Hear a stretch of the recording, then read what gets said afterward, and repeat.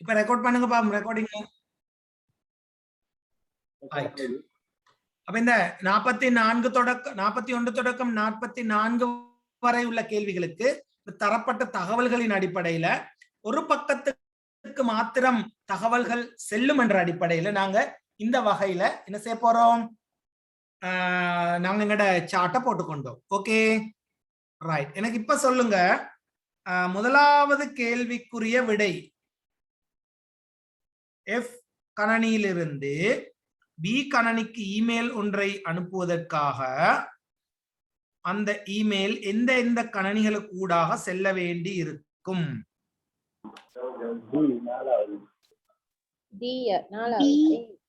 D. Okay, D என்ற விடைதான் அதுக்கு சரியா வரும் இல்லையா? 4வது. ஓ ரைட். அடுத்த பாருங்க, அடுத்த கேக்குறாங்க, நான் அப்படியே வச்சு கொண்டு போவோம். சி மற்றும் இ கணனிகளுக்கு இடையில் தொடர்பு துண்டிக்கப்பட்டிருப்பின், சி கணனிக்கும் இ கணனிக்கும் இடையில உள்ள, அதாவது இந்த மஞ்சள் நிற இந்த இது இருக்குதானே, அது துண்டிக்கப்பட்டுட்டோம். அப்ப நாங்க அதை அழிச்சு விடுவோம், டெம்பரரியா அழிச்சு விடுவோம். துண்டிக்கப்பட்டிருப்பின் எச்சுக்கு ஏயிடமிருந்து தகவல் ஒன்றை அனுப்ப வேண்டி இருப்பின், எச்சுக்கு ஏயிடமிருந்து தகவல் ஒன்றை அனுப்ப வேண்டி இருப்பின் ஏ மற்றும் எச் தவிர்த்து இன்னும் எத்தனை கணனிகள் ஊடாக அத்தகவல் பயணிக்க வேண்டும்? கேள்வியை நல்லா விளங்கிக்கோங்க. அந்த கேள்வியில் ஏதாவது டவுட் இருக்குதா?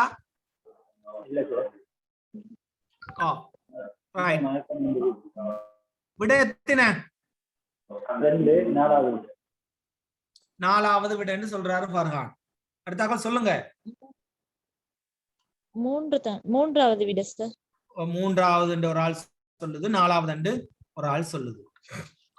சாரி இங்க இல்ல, 3 ஒரு ஆள் சொல்லுது, 2 ஒரு ஆள் சொல்லுது இல்லையா? ரைட், பாப்போமே. சி மற்றும் இ கிடையிலான தொடர்பு துண்டிக்கப்பட்டிருப்பின் எச் இங்க இருக்கிறாரு, எச் எங்க இருக்கிறாரு, இந்த இடத்துல இருக்கிறாரு. எச்ல இருந்து எங்கக்கு போகணுமா? ஏக்கு போகணுமா? 41க்கு ஆன்சரை போடுங்க யார் சரி. ஏக்கு போகணுமா?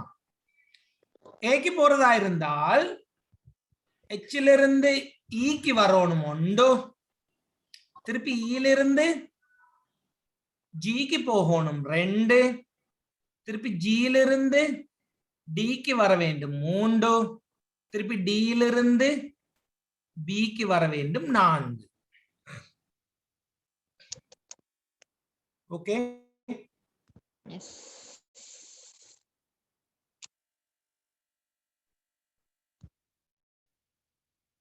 சரியா? 2 பேர் சொன்ன விடை இல்ல, 2வது தான் விடை. அப்ப நீங்க இந்த ஹுமைசரா இந்த ரவுண்டுக்கு ஒரு போட்டு இருந்தா இதை இலகுவாக கண்டுகொள்ளக்கூடியதாக இருந்திருக்கீங்க, அப்படித்தானே? ஓ சார், நான் செஞ்ச பிள்ளை சார், சிக்கன் நினைச்சு முன்னால இருந்து வந்துட்டேன் சார். Right, okay. இப்ப அதுல கேட்டுக்கிறாங்க அந்த 2ஐயும் தவிர்த்து இல்லையா? Right, okay. ஃபர்ஹான் எப்படி வந்துச்சுமா? 2 ஏல இருந்து சிக்கு, ஏல இருந்து சிக்கு, ஏல இருந்து வரையிலவே சார் எச்ல இருந்து தானே போணும், பின்னால இருந்து போணும். எச்சுக்கு ஏயிடம் இருந்து ஓ ஏ சிக்கு வந்தா சில இருந்து அது கட் ஆயிட்டேன்னு தானே நம்ம சொல்றாங்க. டில உள்ளது அது அந்த ஒரு கண்டிஷன் தாராங்க தானே. ஓ ஏல இருந்து சிக்கு, ஏல இருந்து சிக்கு போயிடும். ஓ சிக்கு போனதுக்கு அதோட நின்றுடும். அந்த பிக்கு போணும் சார். ஏல இருந்து பி, பில இருந்து டி, டில இருந்து ஜி, அப்புறம் ஜில இருந்து இ, அப்புறம் இல இருந்து எச். ஓகேயா? இல இருந்து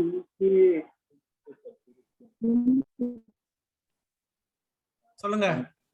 சரி சரி, ஜிக்கு போயிட்டு அப்ப விடை 4வது விடை. Okay right. சி மற்றும் அப்ப நாங்க இதை போட்டுக்கொள்ளணும். சி மற்றும் இ தொடர்பு துண்டிக்கப்பட்டிருக்கிறது, திருப்பியும் அதே தான். அப்படியாயின் இமெயில் ஒன்றை அனுப்ப முடியாதது யாரிடமிருந்து யாருக்கு கேக்குறாங்க பாருங்க. அதாவது 42வதுல சொன்ன அதே கண்டிஷன், சிக்கும் ஈக்கும் இடையில இருந்த அந்த மஞ்சள் நிற தொடர்பு இல்லாம போனால் யாரிலிருந்து யாருக்கு இமெயில் ஒன்று அனுப்ப முடியாதுன்னு கேக்குறாங்க. ரெண்டாவது டியிடமிருந்து ஜிக்கு, டியிடமிருந்து ஜிக்கு அனுப்பல, பியிடமிருந்து எஃப்க்கு அனுப்பலுமா? பியிடமிருந்து எஃப்க்கு லேசாக அனுப்பலும் இல்லையா? அது ஓகே. ரெண்டாவது டியிடமிருந்து ஜிக்கு அனுப்பலாம் தானே? டியிடமிருந்து எஃப்க்கு நேரடியா போகலாம். இடமிருந்து ஏக்கும் போகலாம். நாங்க அந்த வழியை தான் ஏற்கனவே போனோம்.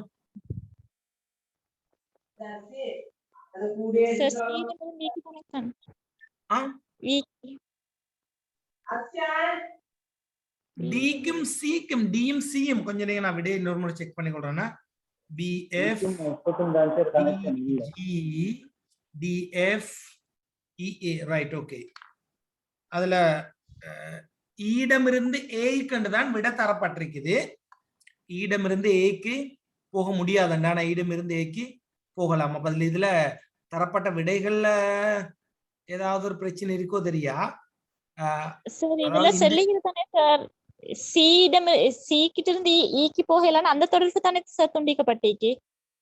ஓ ஏற்கனவே நாங்க அந்த தொடர்பு தானே துண்டிக்கப்பட்டோம். அப்ப ஈல இருந்து ஏக்கு தானே சார் போகல, அதுக்கான ரோட்ல தானே அந்த துண்டிப்பு இருக்குது. அப்ப அது நாலாவதா விடையா வரும் இல்லையா? ஈடமிருந்து ஏக்குன்றதான் நாலாவதா விடையா வரும். Okay right. ஈடமிருந்து ஜிக்கு தகவல் ஒன்றை அனுப்ப முடியுமாயின், ஈடமிருந்து ஜிக்கு தகவல் ஒன்றை அனுப்ப முடியுமாயின் ஜியிடமிருந்து எஃப்க்கு தகவல் ஒன்றை அனுப்ப முடியாதுள்ளதாக கொள்க. அப்ப ஜியிடமிருந்து எஃப்க்கு ஒரு தகவலை அனுப்ப முடியாதுள்ளதாக கொள்க. அப்படியாயின் டியிடமிருந்து இமெயில் ஒன்று செல்ல முடியுமானது என்னவாம்? ஈயிடமிருந்து ஜிக்கு தகவல் ஒன்றை அனுப்ப முடியுமாயின், ஈயிடமிருந்து ஜிக்கு தகவல் ஒன்றை அனுப்பலாமா? லேசாக அனுப்பலாம், அவங்களுக்கு நேரடி தொடர்பு இருக்குது. ஜியிடமிருந்து எஃப்க்கு தகவல் ஒன்றை அனுப்ப முடியாதுள்ளதாக கொள்க. ஈயிடமிருந்து ஜிக்கு போகலாம், ஆனா ஜியிடமிருந்து எஃப்க்கு வர முடியாது. அப்படி என்ன பாருங்க, ஜியிலிருந்து டிக்கு வந்து டியிலிருந்து எஃப்க்கு போற இந்த வழி துண்டிக்கப்பட்டிருக்கு, இரண்டாவது வழி துண்டிக்கப்பட்டிருக்குதுன்னு சொல்றாங்க. அப்படியாயின் டியிடமிருந்து இமெயில் ஒன்று செல்ல முடியுமானது, டியிடமிருந்து செல்ல முடியுமானது டியிடமிருந்து யாருக்கு போகலாம்?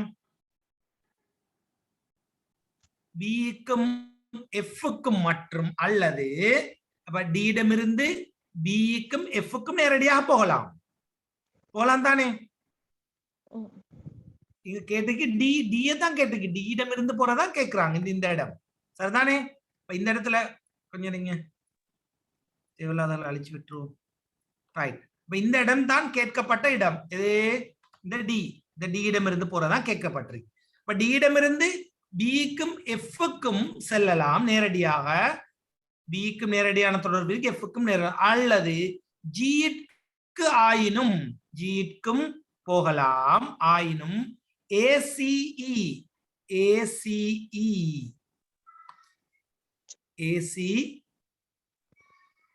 இது அது ஒன்று அழிஞ்சிட்டு இல்லையா? ACE right okay. ஏசிஇக்கு நேரடியாக போக முடியாது அல்லது எச்சுக்கு அல்ல. சாரி அது எச் இல்லையா? ரைட் ஓகே ஓகே, அது எச் இல்லையா? அப்ப பாருங்க சொல்றாங்க ஏசிஇ ஏக்கு நேரடியாக போக முடியாது, சிக்கு நேரடியாக போக முடியாது, எச்சுக்கும் இந்த ஈக்கும் நேரடியாக போக முடியாது, ஈக்கு தொடர்பு இல்ல, அல்லது எச்சுக்கு, சரிதானே?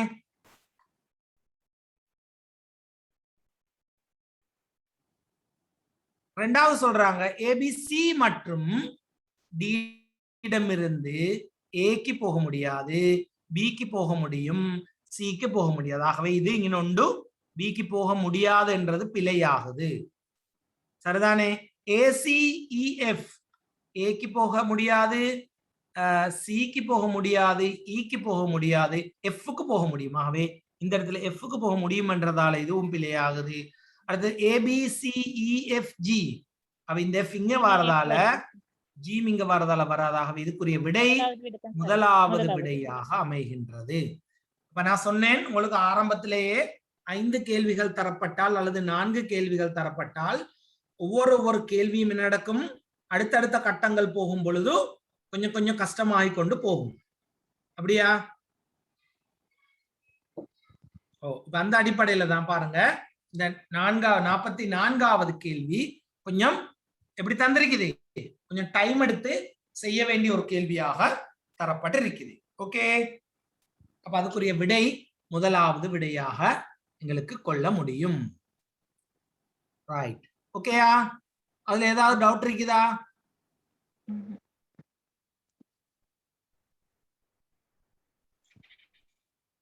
சரி, நாங்க அடுத்ததுக்கு போவோம். அப்ப இது கடைசி 6 கேள்வி 8 படம் தந்திருக்குது. அப்படித்தானே? தாராக்கள், பறவைகள், கோழிகள். தாராக்களும் கோழிகளும் பறவைகள் அப்படி என்றா எந்த படத்துக்கு இதை குறிக்கலாம்? ரெண்டாவது இந்த படமா? இந்த படமா?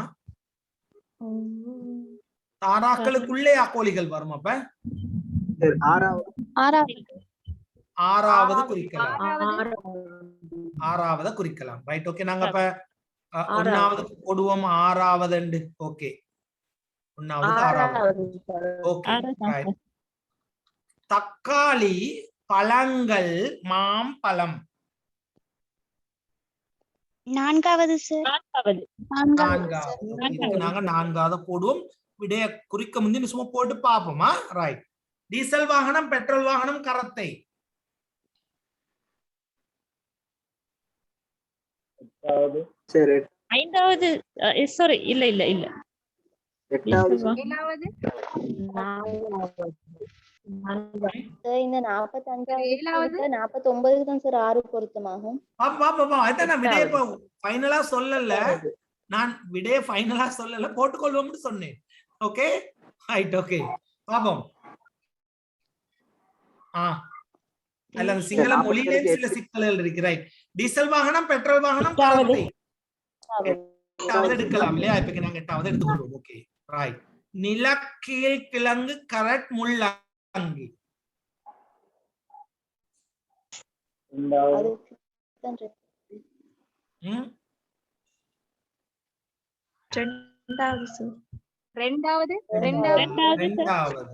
சரி, ஓகே. 2வது நாங்க போட்டு வைப்போமே. மனிதர்கள், ஆசிரியர்கள், பட்டதாரிகள். அதுக்கு தான் 2வது வரும் இல்லையா? முதலாவது இத மனிதர்கள் எடுத்தால், இத ஆசிரியர்கள் எடுத்தால், ஆசிரியர்கள் சில பேர் பட்டதாரிகளா இருப்பாங்க. அப்ப இதுக்கு 2வது சரி வராது. இதுக்கு நிலக்கீழ் கிழங்குன்றதுக்கு 2வது சரி வராது. 48க்கு முதலாவது சரி வராதா சார்? 48க்கு முதலாவது நிலக்கீழ் கிழங்கு. நாங்க 2ஆம் முறை பாப்போமே. அடுத்தது பருப்பு வகை தானியங்கள், தொட்டால்வாடி, அவரை. 8வது சார். அதுக்கு 8வது சார்.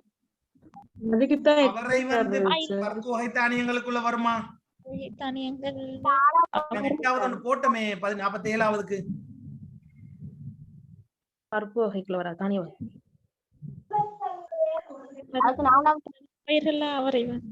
அவரையும் பருப்பு வகைக்குள்ளதான் வரும் இல்லையா?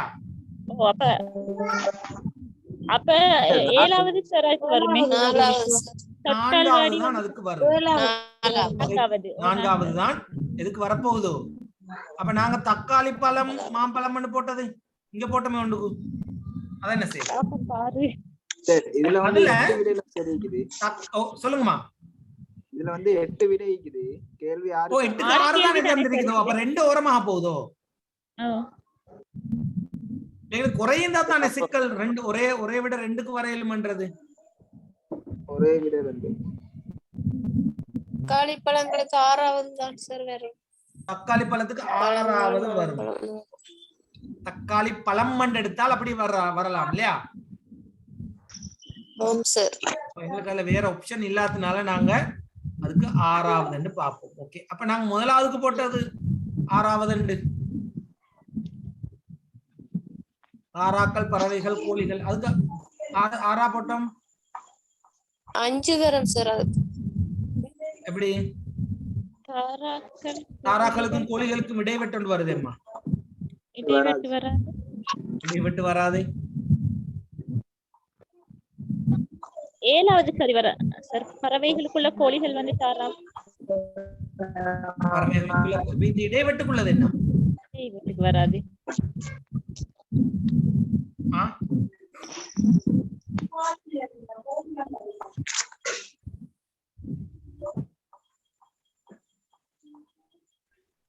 சொல்லுங்க.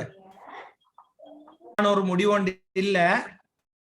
அடுத்த கிழமை, அடுத்த மாதம் ஹுஸ்மா இருக்கிறீங்களா?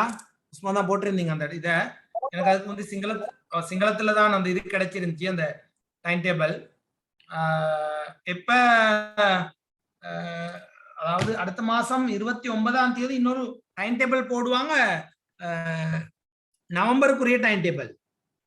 அப்ப A level எக்ஸாம் பிப்ரவரியில வைக்கிறதா இருந்தா நவம்பர்ல அல்லது டிசம்பர்ல என்ன செஞ்சிடுவாங்க, எக்ஸாம் எல்லாம் வச்சு முடிச்சிடுவாங்க. ஸ்காலர்ஷிப் எக்ஸாம் A லெவலுக்கு முந்தின ஆண்டு. A லெவல் திங்கட்கிழமை தொடங்கும். A லெவல் திங்கட்கிழமை தொடங்கும். ஸ்காலர்ஷிப் அதுக்கு முந்தின ஞாயிற்றுக்கிழமை நடக்கும். அதான் நம்மளோட நிர்வாக வேலைகளுக்கு இலகுவான ஒரு முறை. அப்ப திங்கட்கிழமை எக்ஸாம் பேப்பரை கொண்டு கொடுத்துட்டு இந்த ஞாயிற்றுக்கிழமை நடந்த எக்ஸாம் பேப்பரை அவங்க கலெக்டிங் சென்டர்ல இருந்து எடுத்துட்டு போய் தருவாங்க. ஓகே, ஸ்காலர்ஷிப் A லெவல் எப்பயோ அதுக்கு முந்தின நாள் அதாவது தொடங்குறதுக்கு முந்தின நாள் ஸ்காலர்ஷிப் எக்ஸாம் நடக்கும்.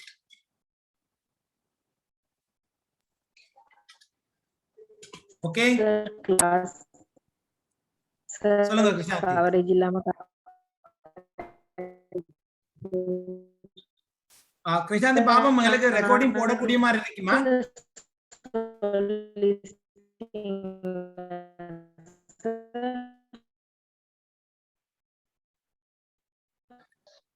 சார் லாஸ்ட் 5 ஆன்சர் சொல்லிட்டீங்க சார், கட் ஆயிடுச்சு சார். இல்ல இல்ல ஒண்ணு ஆன்சர் அதுக்கு சொல்லல, 6க்கும் ஆன்சர் சொல்லல. ரைட், இப்ப நாங்க பாப்போம். இதுல ஒரே படத்துக்கு சாரி, அதாவது ஒன்றுக்கு 2 படங்களோட, அதாவது ஒரு படம் ஒரு இடத்துக்கு மட்டும் வராம 2 இடங்களுக்கும் வரக்கூடியது கண்டிஷன் ஒன்று போட்டா இப்ப விட கண்டுபிடிக்க லகுவா இருக்குமா?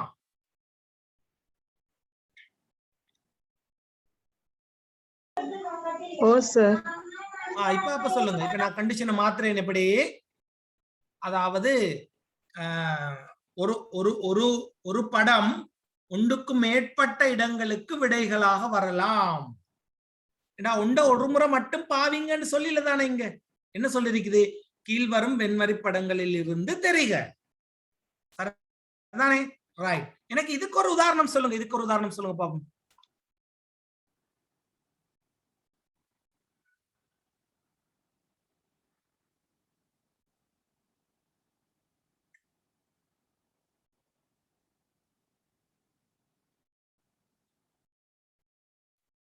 அவசரமா சொல்லுங்க.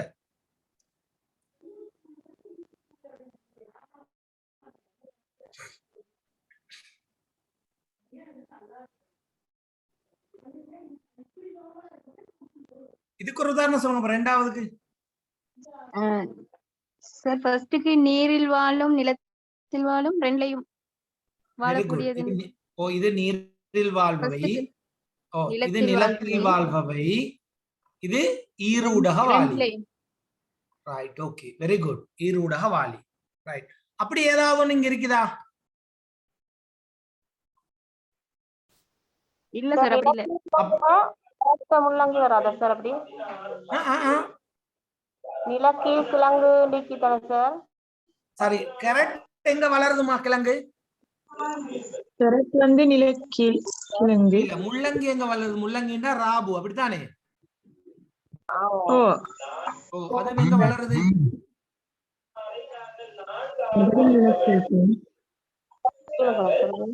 நிலத்து கீழே வளருது.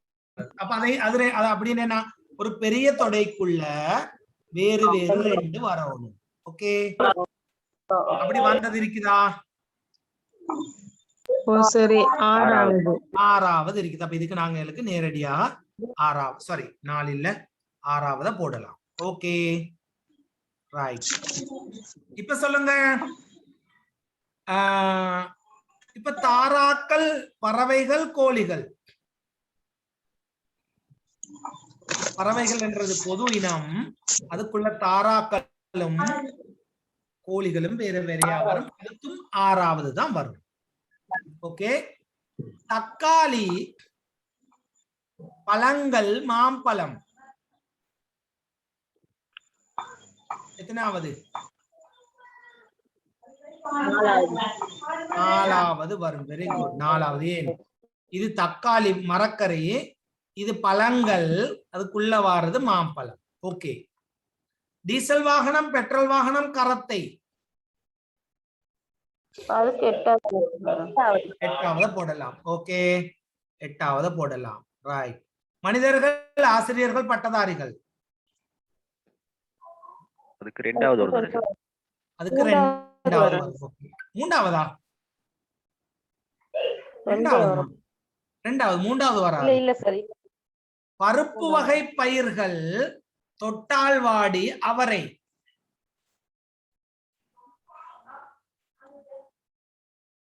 பருப்பு வகை பயிர்கள் என்றால் அதுக்குள்ள அவரை வருமா? வரும். ஓகே. தொட்டால் வாடி வருமா? இல்ல வராது. இல்ல. அப்ப அதுக்கு எத்தனாவது விட வர வேணும்? 4ஆவது.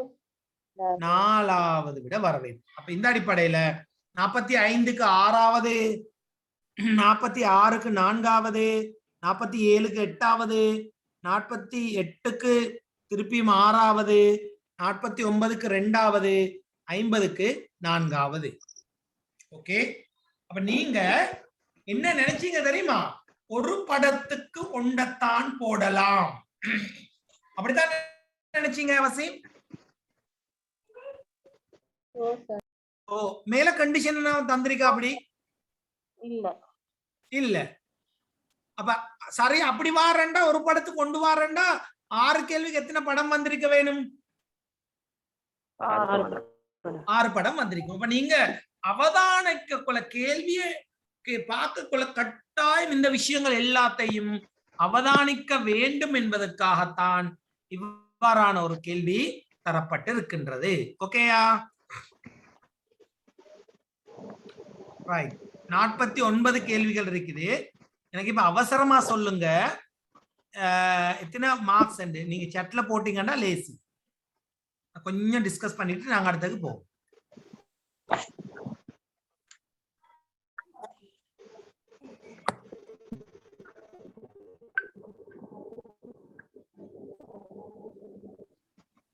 ஒன்றுக்கு 2 புள்ளி போடுங்களே. போட்டு 2 புள்ளியை கூட்டிக்கோங்க எக்ஸ்ட்ரா. இப்படி வரணும். 49 தர 2 பிளஸ் 2 எல்லாம் சரி வந்தா 100 வரும்.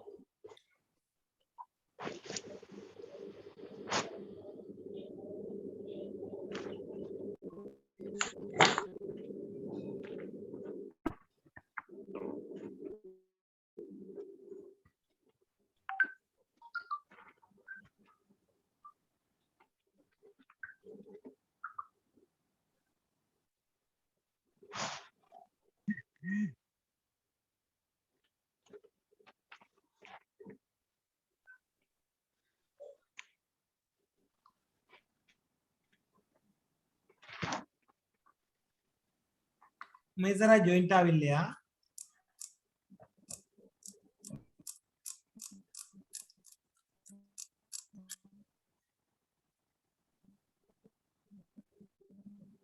ஓகே,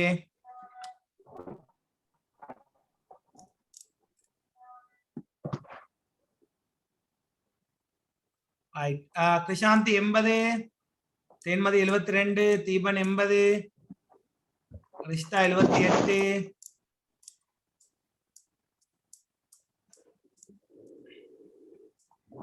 நிஃப்லா 76. நீங்க யாரு கிருஷாந்தி? சார் வெளியான கேள்விகளை நம்பரை டக்குனு டைப் பண்ணி போடுங்கம்மா வாட்ஸ்அப்புக்கு. Okay sir. ரிஷ்தா 78, நிஃப்லா 76, பவித்ரா 76. என்னென்ன கேள்வி பிள்ளைன்னு கொஞ்சம் போடுங்க. அப்ப எங்களுக்கு அடுத்த முறை அந்த மெயின் குரூப்ல போடுங்களே, எல்லாரும் ஒரே குரூப்ல போடுங்க. அப்ப எனக்கு பார்த்துக்கொள்ள இலகுவா இருக்குமா?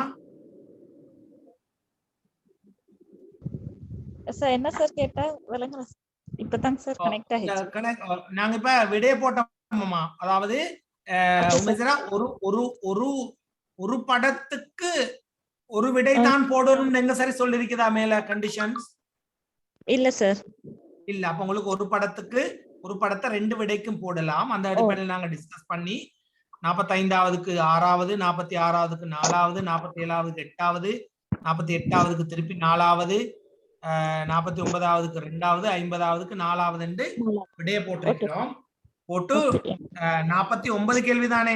அப்ப நீங்களோட சரியான விடைய 2ஆல பெருக்கி இன்னும் 2 கூட்டி எனக்கு எத்தனை இதுன்னு கொஞ்சம் சொல்லிருங்க.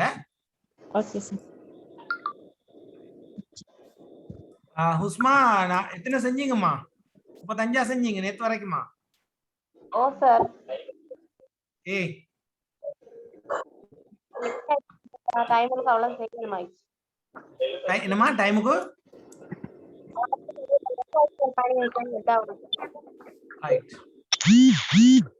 இலக்ஷா 84, சிஜ்னா 76. இந்த மாதிரி ஒரு ஒரு ஒரு பேலன்ஸான ஒரு பேப்பர் தான் உங்களுக்கு வரும்னு எதிர்பார்க்கிறாங்க. இதை விட கொஞ்சம் கூட வரும் SLESக்கு, சரிதானே? இந்த மாதிரியான ஒரு இதைத்தான் எதிர்பார்க்கிறாங்க. ஷாலினி 76. பொதுவா எல்லாரும் 76 எடுத்திருக்கிறீங்க இல்லையா?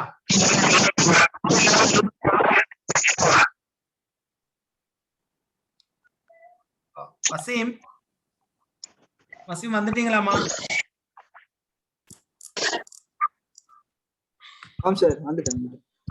அது இந்த பிரச்சனை ஒண்ணு இல்லடாப்பா, மத்தாக்களுக்கு கனெக்ட் ஆகுதானே?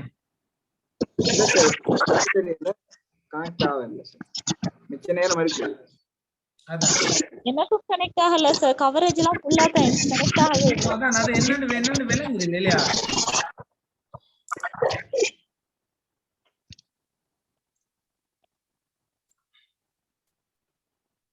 ஓகே, அவசரமா மார்க்ஸையும் போட்டு அவசரமா இதையும் போடுங்க. அடுத்த கட்டத்துக்கு போகணும். 84, ஃபசிகா 70, சேதுமதி 72, 80, ஜெயினப் 72, வசீம் 62. வசீம் எல்லாம் செஞ்சதா நீங்க? பவித்ரா நீங்க அன்மியூட் பண்ணுங்கம்மா. Pavithra right, okay, thank you. Right, Shalini, Sijna, right. Waseem 62 உங்களுக்கு மட்டும் குறைஞ்சிருக்கு. முகமது ரிஷான் 72.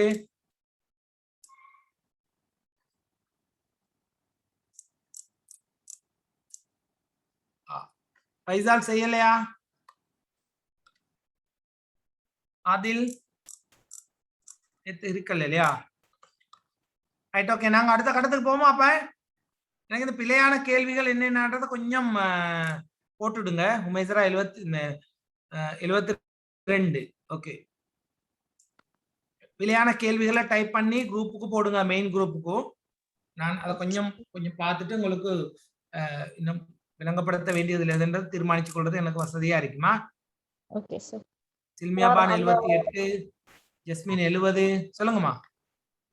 சார் அந்த ஐடி கார்டு அந்த நம்பருக்கு கனெக்ட் பண்ணுங்க சார். அதோட கொஞ்சம் விளங்கப்படுத்துங்க சார். ஐடி கார்டு நம்பர் கணக்கு கொண்டு நான் அடுத்து போட்டுறேன்னா. Right, okay. ஐடென்டி கார்டு நம்பரும் அந்த நாங்க இன்னும் ஒரு கேள்வியில செஞ்சுமே அந்த 3 அந்த ஒரு கடையில அந்த என்ன விற்கப்பட்ட பொருட்கள், கிடைக்கப்பட்ட லாபம், விலையெல்லாம் கேட்ட ஒரு கணக்கு அப்படின்னு 2-3 கணக்கு செய்வோம். Okay right. சரி இந்த 20வது கேள்வி கொஞ்சம் தாயக்கட்டை விளங்கப்படுத்துங்க. கணக்குகளும் வருமா சார்? அதாவது தாயக்கட்டையில தாயக்கட்டை நாங்க பார்த்தோம் தானே ஏற்கனவே. தாயக்கட்டை நாங்க இன்னொரு முறை பார்ப்போம். அதுலயே வித்தியாசம் 20வதுக்கு சரி 20வது கேள்வி கொஞ்சம் விளங்கப்படுத்துங்க சார். ரைட். 20வது நாங்க எப்படி பார்த்தோம்? 20வது என்பது எப்படி குறிக்கப்பட்டிருக்குதாம்? எஃப் என்றது ஜிக்கும் எஃப்க்கும் ஒரு வித்தியாசம். ஜிக்கும் எஸ்ஸுக்கும் நான் திரும்ப சொல்றேன், கொஞ்சம் இருங்க. ரைட் ஓகே பாத்துக்கோங்க வசீம். நாங்க எழுதுவோமே, இதை மேல போடும். எஃப், அடுத்தது சி, அடுத்தது ஐ, அடுத்தது இ, அடுத்தது ஜே, அடுத்தது எஸ், அடுத்தது டி. இதுல பாருங்கம்மா, எஃப்க்கும் ஜிக்கும் எத்தனை வித்தியாசம்? 1 வித்தியாசம், இடைவெளி 1. ஏபிசி இடைவெளி 2. சரிதானே? ஏ கமா பி கமா சி என்று பார்த்தா, இப்ப நாங்க இது எப்படி கணக்கிடுறோம்னு சொன்னால், ஒரு இடைவெளி 2 இடைவெளி, ஆகவே 2 போட்டுறோம். சரிதானே? எஃப் கமா ஜி 2க்கும் இடையில ஒரு இடைவெளி. அதே மாதிரி எம்முக்கும் ஐக்கும் இடையில 3 இடைவெளி, பி ஈக்கும் பிக்கும் இடையில, அப்படித்தானே வருது?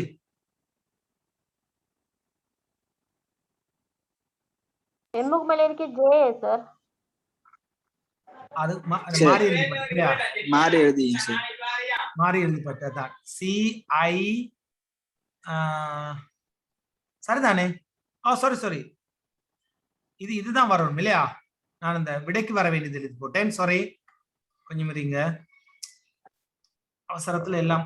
எஃப், அடுத்தது Y, அடுத்தது J, அடுத்தது L, அடுத்தது V, அடுத்தது B, அடுத்தது T. இப்ப நாங்க இது எப்படி கண்டு கொண்டோம்டா வசீம்? எஃப்க்கும் ஜிக்கும் இடையிலான வித்தியாசம் 1. சரிதானே? ஏக்கும் வைக்கும் இடையிலான வித்தியாசம் 2. சரிதானே? Z Y Z A, வைக்கும் ஜெட்டுக்கும் இடையில இடைவெளி 2 இருக்குது. அதே மாதிரி எம்முக்கும் ஜேக்கும் இடையில 3, எல்லுக்கும் பிக்கும் இடையில 4, ஏக்கும் பிக்கும் இடையில 5, எச்சுக்கும் பிக்கும் இடையில 6, டிக்கும் ஏக்கும் இடையில 7 என்று பார்த்தோம்னு சொன்னா, FCIEJST என்ற இந்த எழுத்துக்களுக்கு எப்படி வரணும்? முதலாவது வரணும் என்ன? ஜி என்ற எழுத்து வரணும், ஒரு வித்தியாசம். ரெண்டாவதுக்கு சி என்றதுக்கு 2 வித்தியாசம் வரணும். 2 வித்தியாசம் கூடி வரணுமா குறைஞ்சு வரணுமா? கூடி வரும். கூடி வரும். அப்படின்னா சி டி இ பாருங்க, C comma D comma E போட்டால் தான் எத்தனை இடைவெளி வருது? 2 இடைவெளி வருது. சரிதானே? அப்ப இதுக்கு வரணும் இ. ஓகே, அதை கண்டுபிடிச்சோம்னு சொன்னா லேசா வந்துடலாம். இந்த விடைதான் விடையாக வரப்போகின்றது என்ற ஒரு அனுமானத்துக்கு வரலாம். சரியா? மூன்றாவது நாங்க பார்ப்போம். ஐல இருந்து என்ன வரணும்? ஐ ஜே கே எல் வரணும். ஆகவே எல் இங்க வந்திருக்குது. ஆகவே இந்த கெலியோய என்றதான் அதுக்குரிய விடையா வரும். அப்ப அதுல மெத்தட் வாசியும் வித்தியாசம் 1 2 3 4 5 6 7 என்று கூடிக்கொண்டு போகுது. Okay okay sir. Okay right. அப்ப நாங்க எங்கட இதுல வேற ஏதாவது டவுட் இருக்குதா? டக்குன்னு கேளுங்க, அவசரமா.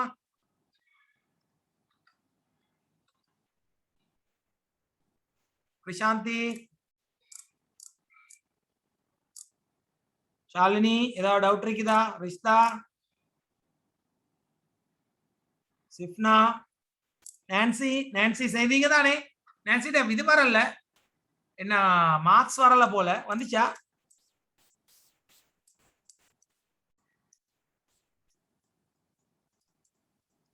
எழுபத்தி 76 மார்க்ஸ் சார். 76. ஓகேம்மா, ஓகே ரைட். ஓகே பொதுவா பாருங்க 76 72 அதுக்குள்ளதான் எல்லாருக்கும் வந்திருக்கு இல்லையா? இந்த மாதிரியான ஒரு கேள்வி பேப்பர் தான் உங்களுக்கு வரக்கூடிய சந்தர்ப்பம் இருக்குது. ஐக்கியூக்கு வாரண்டா. அப்ப இதோட சேர்த்து இன்னும் 25 கேள்வி 25 கேள்வி என்னவாக பொது அறிவாகவும் 25 கேள்வி ஐக்கியூவாகவும் வரும். ஓகே, உங்களுக்கு இந்த டவுட் இல்லைன்றதால நான் அடுத்த கட்டத்துக்கு போகின்றேன். சரிதான். இப்ப குரூப்ல வந்திருக்குது இந்த என்ன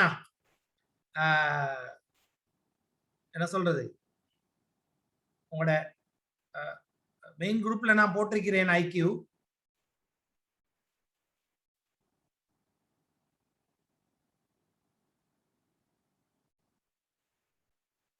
ஓகே ரைட். நாங்க கடைசி எத்தனாவது பார்த்தோம்?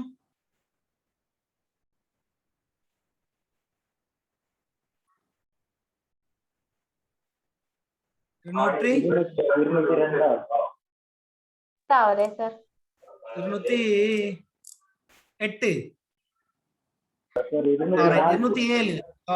இதுதானே பார்த்தோம், முகமது அலியின் மகள். Right, okay. அடுத்த பார்ப்போம். ஆஸ்திரேலியாவின் தேசிய விளையாட்டு கிரிக்கெட். ஓகே, ஆஸ்திரேலியாவின் தேசிய விளையாட்டு கிரிக்கெட். அது உங்களுக்கு டவுட் இல்லைன்னு நினைக்கிறேன். அமெரிக்க தேசிய விளையாட்டான பேஸ்பால் விளையாட்டில் ஒரு குழுவில் இருக்க வேண்டிய அங்கத்தவர்கள் 9 பேர். இதை ஏன் கேட்கிறாங்கன்னு சொன்னா, இந்த பேஸ்பால் விளையாட்டு இலங்கையோட கொஞ்சம் என்ன குறவு, தொடர்பு குறவுன்றதால அது ஒரு முக்கியமான கேள்வியாக வரக்கூடிய சாத்தியம் இருக்கின்றது. Okay right. அடுத்த பாருங்க, இது கொஞ்சம் யோசிச்சு விடையளிக்க வேண்டிய ஒரு விளையாட்டு கேள்வி. கிரிக்கெட் விளையாட்டின் ஒரே நேரத்தில் மைதானத்தில் இருக்கும் மனிதர்களின் எண்ணிக்கை எத்தனை? 15. எப்படி 15 வார வசீம்? சார் பெட்டிங் 2 பேர், அம்பையர்ஸ் 2 பெட்டிங் 2 பேர், 11 பேர் 11 பேர் ஃபீல்டிங் சைடுல 11 பெட்டிங் பேர், 2 பேர் இருப்பாங்க.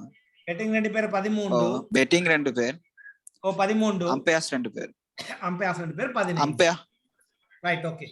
அப்ப எனக்கு சொல்லுங்க, ஃபுட்பால் விளையாடக்குள்ள கால்பந்து விளையாட்டில் மைதானத்தில் ஒரே நேரத்தில் இருக்கக்கூடிய மனிதர்கள் எண்ணிக்கை? சார் அதுல வந்து 11 11 ரெஃப்ரி ஒரு ஆள் தானே, 22 ரெஃப்ரி ஒரு ஆள். ஃபுட்பால் விளையாட்டுல 3 ரெஃப்ரி இருப்பாங்க.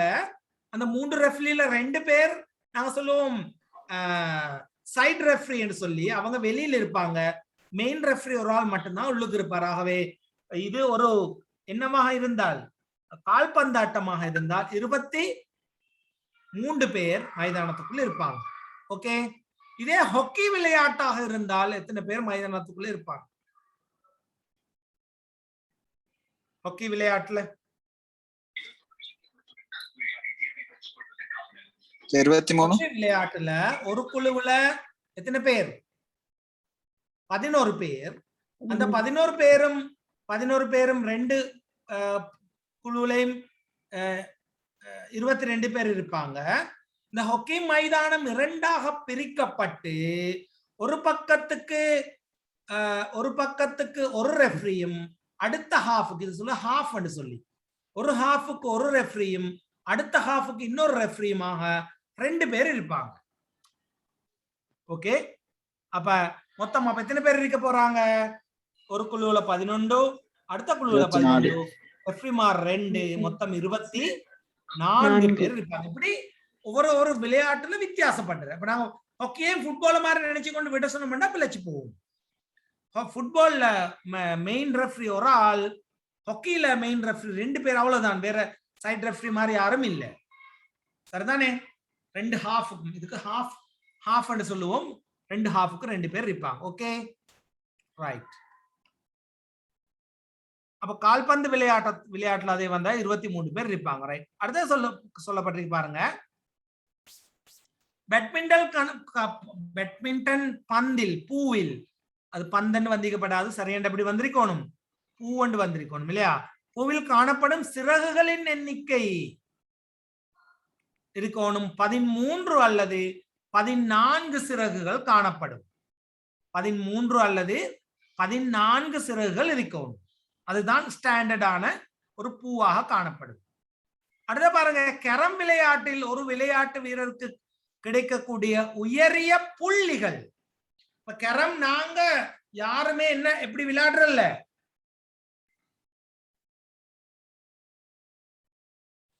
சரியான ரூல்ஸுக்கு விளையாடுறல. எங்கட ஒவ்வொரு ஊர்ல ஒவ்வொரு என்ன ரூல்ஸ் இருக்கு. ஆனா புள்ளிகள் வழங்கப்பட்டால் 2 பேர் சேர்ந்து விளையாடும் பொழுது புள்ளிகள் வழங்கப்படும் பொழுது எத்தனை காய் இருக்குது வசீம் கேரம்ல? ஒரு ஆளுக்கு ஒரு கலர்ல 9 9 குயின் 1 சிவப்புக்கு 5 புள்ளிகள் வழங்கப்படும். ஓகே, தாம் விளையாட்டில் ஒரு வீரருக்கு கொடுக்கப்படும் காய்களின் எண்ணிக்கை. ஒரு வீரருக்கு கொடுக்கப்படும் காய்கள் தாம். சரியா? இன்னைக்கு எங்கட வீட்டுல சின்ன ஒரு நாங்க பந்தயம் ஒன்று கட்டிருக்கிறோம். எனக்கும் வைஃபுக்கும் டாம் விளையாட்டு ஒன்று இருக்குது. அதுல நான் தோத்தா அவங்க 5 பூவாஸ் வாங்கி கொடுப்போம் நான் என்ற அடிப்படையில் இன்றைக்கு ஒரு போட்டி ஒன்று நடைபெற இருக்கின்றது 10:30 மணிக்கு. அதாவது நியூஸ் முடிஞ்சதுக்கு பின்னால போட்டி தொடங்கி இருக்குதா? ரைட். அப்ப திருப்பி அடுத்த கிழமை கேட்கவான யார் வெத்தினு. ரைட். கொடுக்கப்படும் காய்களின் எண்ணிக்கை 30. அப்ப 2 பேருக்கும் எத்தனை காய்கள் இருக்கும்?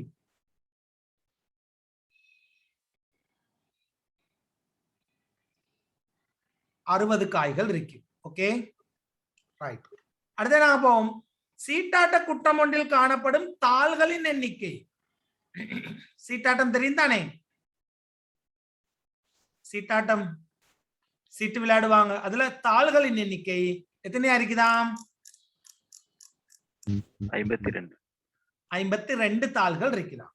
ஓகே, சீட்டு விளையாடுறவங்க யார் சார் இருக்கிறீங்களா? விளையாட தெரியுமா? தெரிஞ்சிருக்கும் இல்லையா? ரைட். சதுரங்க பலகை ஒன்றில் காணப்படும் கட்டங்களின் எண்ணிக்கை 64. ரைட். ஸ்பெயின் நாட்டின் தேசிய விளையாட்டு என்ன? ஸ்பெயின் நாட்டின் தேசிய விளையாட்டு ஜல்லிக்கட்டு. எருது ஜல்லிக்கட்டு. அதாவது உங்களுக்கு தெரியும், ஸ்பெயின் நாட்டுல பிரசித்தமான ஒரு இதுதான் அது. எருதுகளை திறந்து விட்டு அதை போய் பிடிக்கிற ஒரு விளையாட்டு உண்டு, புகழ் பெற்று இருக்குது. ரைட். இல்ல புள்ள, இந்தியாவோட ஹாக்கி அது தமிழ்நாட்டோட ஒரு பாரம்பரிய விளையாட்டு தானே ஜல்லிக்கட்டு. அதுலயும் அந்த எருது அண்டில் அவங்க பசு மாடுகளை தான் விடுறாங்க. அவங்க எருதுகளை எரும மாடுகளை தான் விடுவாங்க. யாரு? ஸ்பெயின்ல. இதை விட டேஞ்சரானதுதான் அது. Okay, right. சைக்கிள் ஓட்ட போட்டியில் உலக புகழ் பெற்ற சைக்கிள் ஓட்ட தொடர் எது? இதுக்கு நாங்க சொல்லுவோம் பிரான்ஸ் சவாரி என்று. இது தொடர்ச்சியாக 14 நாட்களுக்கு நடைபெறும். எத்தனை நாட்களுக்கு நடைபெறும்? 14 நாட்களுக்கு நடைபெறும். அதை கொஞ்சம் குறிச்சு வச்சுக்கொள்ளுங்க. பிரான்ஸ் சவாரி 14 நாட்கள் நடைபெறும். இந்த போட்டியில எப்படி வெற்றியை தீர்மானிப்பாங்கன்னு தெரியுமா? எப்படி தீர்மானிப்பாங்க வசீம்? அர்ஹான் தெரியுமா? 14 நாளும் ஒவ்வொருவரும் வந்த நேரத்தை கூட்டி மொத்த நேரத்தை கூட்டுவாங்க. 14 நாளும் கூட்டி கூடிய நேரம் வரணுமா குறைஞ்ச நேரம் வரணுமா? முதலாவது வார ஆள் சராசரி நேரம் குறைஞ்ச நேரம். 14 நாளிலையும் ஒவ்வொருவரும் முடித்த நேரத்தை கூட்டுவாங்க. இடையில ஒரு ஆள் 13வது ஓடி அவர் விழுந்துட்டாருன்னு சொன்னால் அவருக்கு அந்த போட்டியிலிருந்து அவர் நீக்கப்படுவார். 14 நாளும் தொடர்ச்சியா பங்கு பற்ற பின்னர் அவங்க முடிக்கிற நேரம் எல்லாத்தையும் கவுண்ட் பண்ணி மொத்த நேரத்தை கூட்டினாங்கன்னு சொன்னால் அதுல குறைந்த நேரத்தை பெற்றுக்கொண்டவர் தான் முதலாவதாக வந்திருப்பாரு. ஏன்னா அவர் தானே குயிக்கா வந்திருப்பாரு, சரிதானே? அது 14 நாட்கள் தொடர்ந்து நடைபெறும். ரைட். கைப்பந்தாட்டத்தை உலகுக்கு அறிமுகப்படுத்தியவர் யார்? வில்லியம் ஜே மோர்கன் என்று சொல்லக்கூடியவர் தான் கைப்பந்தாட்டத்தை உலகுக்கு அறிமுகப்படுத்தியவர். அவர்தான் இந்த கைப்பந்தாட்டம் தொடர்பான சட்ட திட்டங்கள் எல்லாவற்றையும் உலகுக்கு அறிமுகப்படுத்தியவர். ரைட். ஒரு நாட்டின் சார் கைப்பந்தாட்டம், வாலிபாலா சார் வாலிபாலோ, கரப்பந்தாட்டம்னு சொல்லி சொல்லுவோம். ஒரு நாட்டின் அடிப்படை சட்டம் எது? ஒரு நாட்டின் அடிப்படை சட்டம் அந்த நாட்டின் அரசியல் அமைப்பு. அந்த நாட்டின் அரசியல் அமைப்பு. அப்ப இலங்கையின் அரசியல் அமைப்புல சொல்லி இருக்குது, ஒரு இலங்கையருக்கு எந்த இடத்திலையும் போய் வாழலாம், எந்த ஒரு மொழியையும் பேசலாம், எந்த ஒரு மதத்தையும் என்ன செய்யலாம், பின்பற்றலாம் என்று இலங்கையோட அரசியல் அமைப்பு சொல்லுது. Okay right. யாரையும் திருமணம் செய்து கொள்ளலாம், அது இலங்கையரா இருக்கோ மேலும் இலங்கை அல்லாதவராக இருக்கோ மேலும். இப்ப நாங்க இத சில வேற நாடுகளோட ஒப்பிட்டு பார்த்தோம்னு சொன்னா சில சில சட்டங்கள் இருக்குது. ஏன்னா வேற நாட்டவர்களை திருமணம் செய்ய முடியாது சில பேருக்கு. அதே மாதிரி சில நாடுகள்ல தான் நினைத்த இடத்துக்கு போய் வாழ முடியாது. அவங்க சொன்னா அவங்களோட அந்த கூட்டமாகத்தான் வாழ வேணும். அப்படி சில சட்டங்கள் இருக்கு. இலங்கையில அடிப்படை சட்டங்கள்ல மொழி உரிமை, வாழும் உரிமை, மதத்தை பின்பற்றும் உரிமை, பேச்சுரிமை என்று பல அடிப்படை உரிமைகள் இருக்குது. அது அரசியல் அமைப்பு என்றது கீழே தான் வருது. அரச அலுவலர்களின் நடைமுறைகள் சம்பந்தமாக தாக்கம் செலுத்தும் சட்டம். இப்ப நீங்க ஒரு அரச நிர்வாகியாக அல்லது அரச அலுவலராக கிராம சேவை போட்டி பரீட்சையில் சித்தி அடைந்து நீங்க போனா உங்களுக்கு அரச நிர்வாக சட்டம் ஒன்று இருக்குது. அரச நிர்வாக சட்டம். உதாரணமாக ஒரு அரச ஊழியர் 41 நாட்கள் லீவுகளுக்கு உரித்துடையவர் என்ற ஒரு சட்டம் இருக்குது, அரச நிர்வாக சட்டம். சரிதானே?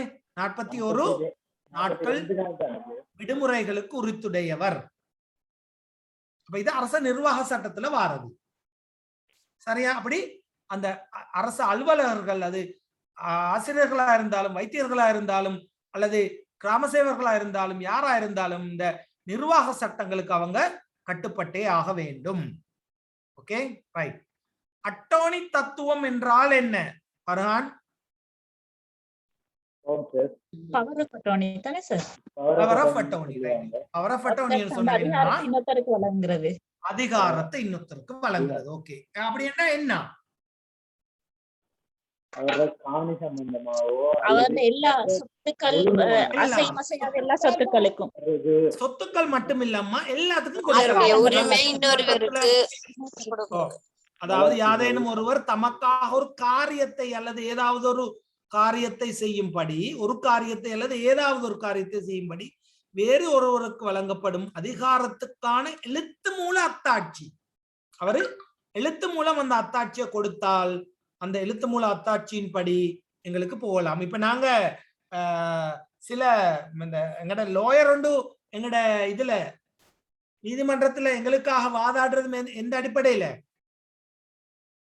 இந்த பவர் ஆஃப் அட்டோர்னி தத்துவத்தின் அடிப்படையில தான் அவர் எங்களுக்காக நீதிமன்றத்துல பேசுவார். அவர் அதுக்கு முந்தி அந்த பவர் ஆஃப் அட்டோர்னியை சைன் பண்ணி அவரு நீதிமன்றத்துல சமர்ப்பிக்க வேண்டும். அது சாதாரணமா நடக்கிறதால அது ஒரு பொதுவான ஒரு நடைமுறையாக இருக்குது. அப்ப காணியை விற்கிறது, இப்ப வெளிநாட்டுல ஒருவர் இருந்தா அவருடைய காணியை விற்கலாம். எப்படி விற்கலாம்? அவர் பவர் ஆஃப் அட்டோர்னி மூலம் அவருடைய இங்குள்ள ஒருத்தருக்கு அந்த அதிகாரத்தை வழங்கினால் அதை எழுத்து மூலம் அப்படி கொடுத்திருந்தால் விற்கக்கூடியதாக இருக்கும். ரைட். அடுத்த கேள்வி, 2020ஆம் ஆண்டு மார்ச் மாதம் முதல் சார்க் அமைப்பின் செயலாளராக கடமையாற்றும் இலங்கையரின் பெயர் என்ன? அப்ப இலங்கை ஒருவர் இதில் இருக்கிறதால இந்த கேள்வி கொஞ்சம் முக்கியத்துவம் வாய்ந்தது. ஓகே, அவருடைய பெயர் அசேல ருவான் விஜேகோன். அசேல ருவான் விஜேகோன் 1986ஆம் ஆண்டு ஜனவரி மாதம் 16ஆம் தேதி தான் முதலாவதாக இந்த சாக் அமைப்பின் செயலாளராக அப்துல் அஹ்சன் என்பவர் தெரிவு செய்யப்பட்டார். காத்மண்டு நகரில் இதுல தலைமையகம் அமைந்துள்ளது, செயலகம் அமைந்துள்ளது. ஒரு செயலாளரின் பதவிக்காலம் 3 ஆண்டுகள். இவர் 2020 பதவியேற்றார் சொன்னால் 2023 மார்ச் மாதம் வேறொருவர் பதவியேற்பார். அது ஒவ்வொரு நாட்டுக்கும் ரொட்டேஷன் அடிப்படையில் வழங்கப்பட்டு கொண்டு இருக்குது. அடுத்தது இதுல கரோனா நோயாளின்னு வந்து கொரோனா நோயாளின்னு வரும்மா, கொரோனா நோயாளின்னு வரும். நான் அதை திருத்தி போடுறேன். இலங்கையில் முதலாவது கொரோனா நோயாளி கண்டுபிடிக்கப்பட்ட தினம் யாது? 1920 மார்ச் மாதம் 11ஆம் திகதி. 2020 மார்ச் மாதம் 11. சொல்லுங்கம்மா. 2020 சார். 1920 உங்களுக்கு வந்துச்சு.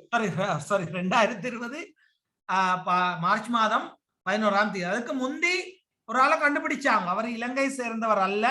ஆகவே அவர் இலங்கையராக கருதாமல் இந்த புதிய அதுக்கு பின்னால கண்டுபிடிக்கப்பட்டவர் யாரு? அந்த அவர் பேர் என்ன? அவர் தொழில் என்ன? அந்த சுற்றுலா வழிகாட்டி கண்டுபிடிக்கப்பட்ட திகதியைத்தான் இந்த கொரோனா திகதியாக அறிவித்திருக்கிறார். ரைட். 2020ஆம் ஆண்டு நிலை பேண்தகு அபிவிருத்தி அடைவதற்காக இலங்கைக்கு உதவும் ஐக்கிய நாடுகள் சபையின் நிறுவனத்தின் பெயர் என்ன? 2020 இல்லாது 2030 வரணும். கொஞ்சம் தாங்க. 2030ஆம் ஆண்டு தான் சஸ்டைனபிள் டெவலப்மெண்ட் என்று சொல்லி ஒரு கான்செப்ட் ஒன்று இருக்குது. கேள்விப்பட்டிருக்கிறீங்களா? சஸ்டைனபிள் டெவலப்மெண்ட், நிலைபேண்தகு அபிவிருத்தி. இந்த நிலைபேண்தகு அபிவிருத்தியை இலங்கை அடைந்து கொள்வதற்காக 2030ஆம் ஆண்டுக்கு ஒரு இலக்கு வைத்திருக்குது இலங்கை. சரிதானே? இது 2030 மாறணும். நான் உங்களுக்கு அதை டிலீட் பண்ணிட்டு நான் அதை போட்டுடுறேன் சரிப்படுத்தி. இது 2030 மாறணுமா? 2030. சஸ்டைனபிள் டெவலப்மெண்ட், நிலைபேண்தகு அபிவிருத்தி அடைவதற்காக இலங்கைக்கு உதவும் சர்வதேச நிறுவனத்தின் பெயர் ஐக்கிய நாடுகள் அபிவிருத்தி வேலை திட்டம், UNDO. United nation development organisation என்ற அந்த ஐக்கிய நாடுகள் அபிவிருத்தி வேலை திட்டத்தின் கீழே தான் இந்த பேண்தகு அபிவிருத்தியை அடைவதற்கான இலக்கு வைத்து இலங்கை தன்னுடைய நடவடிக்கைகளை மேற்கொண்டு செல்கின்றது. ரைட். அப்ப இலங்கையின் வறுமை ஒழிப்பு ஆண்டாக பிரகடனப்படுத்தப்பட்ட ஆண்டும் 1930ஆம் ஆண்டு தான்.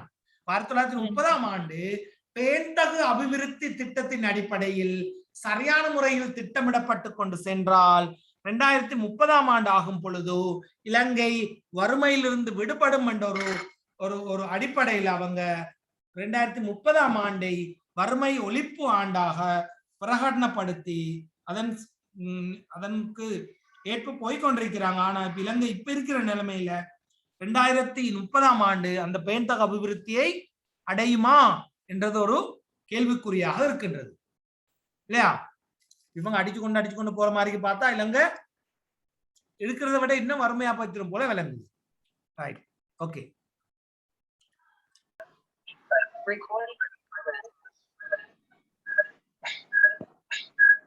நாம் தொடங்குவோம்.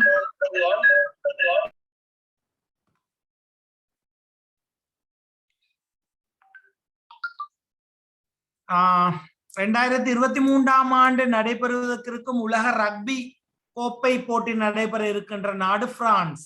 இந்த முன்னுக்குள்ள இந்த இதுகளை கொஞ்சம் பார்த்துக்கொள்ளுங்க. 2023ல உலக ரக்பி கோப்பை நடைபெற இருக்கின்றது பிரான்ஸ்ல. அதே மாதிரி கொரோனா நோயை அடையாளப்படுத்த செய்யும் பரிசோதனை PCR அல்ல, அந்த இதைத்தான் தந்திருக்குது. பாலிமெரஸ் செயின் ரியாக்ஷன் என்று சொல்றதுதான் அந்த PCR சொல்ற பரிசோதனை. அடுத்தது 2019ஆம் ஆண்டு இஸ்ரேல் தாக்குதலுக்கு வருத்தம் தெரிவிப்பதற்காக இலங்கையின் தேசிய கொடியின் நிறங்களிலான மின்விளக்கு அலங்காரங்களை ஏற்படுத்தியவை.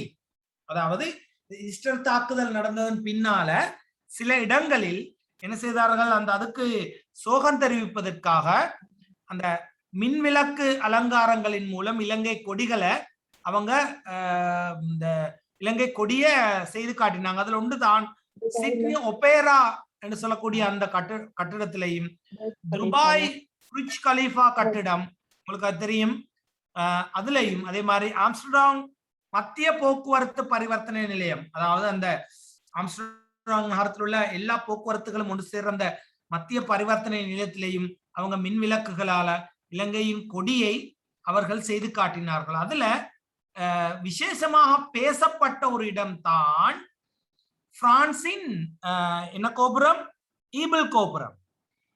பிரான்சின் ஈபிள் கோபுரத்துல அதை செய்ய இல்லை, மின்விளக்கு அலங்காரங்களை ஏற்படுத்த இல்லை, சரிதானே?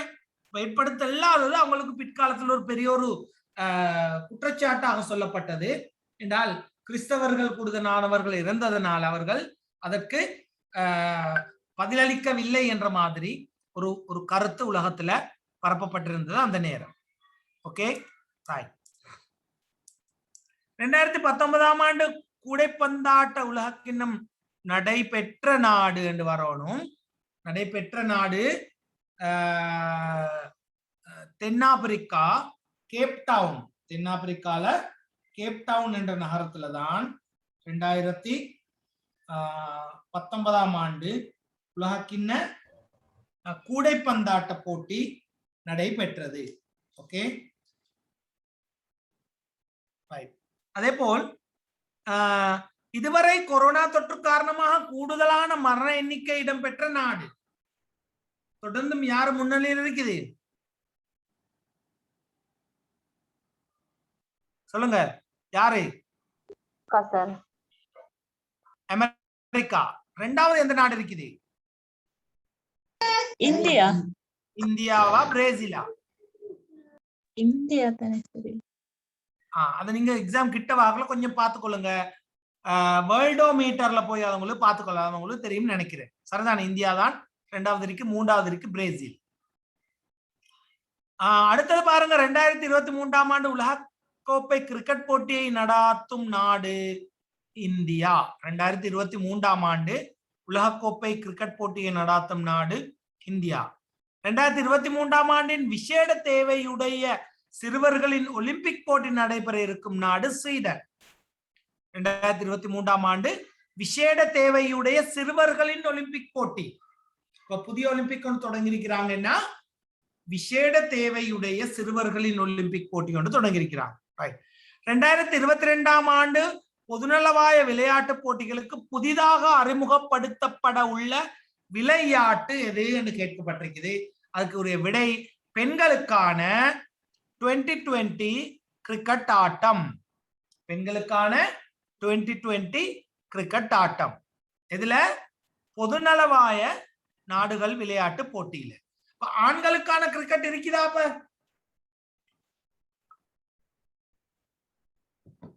ஆண்களுக்கான கிரிக்கெட் ஏற்கனவே இருக்குது.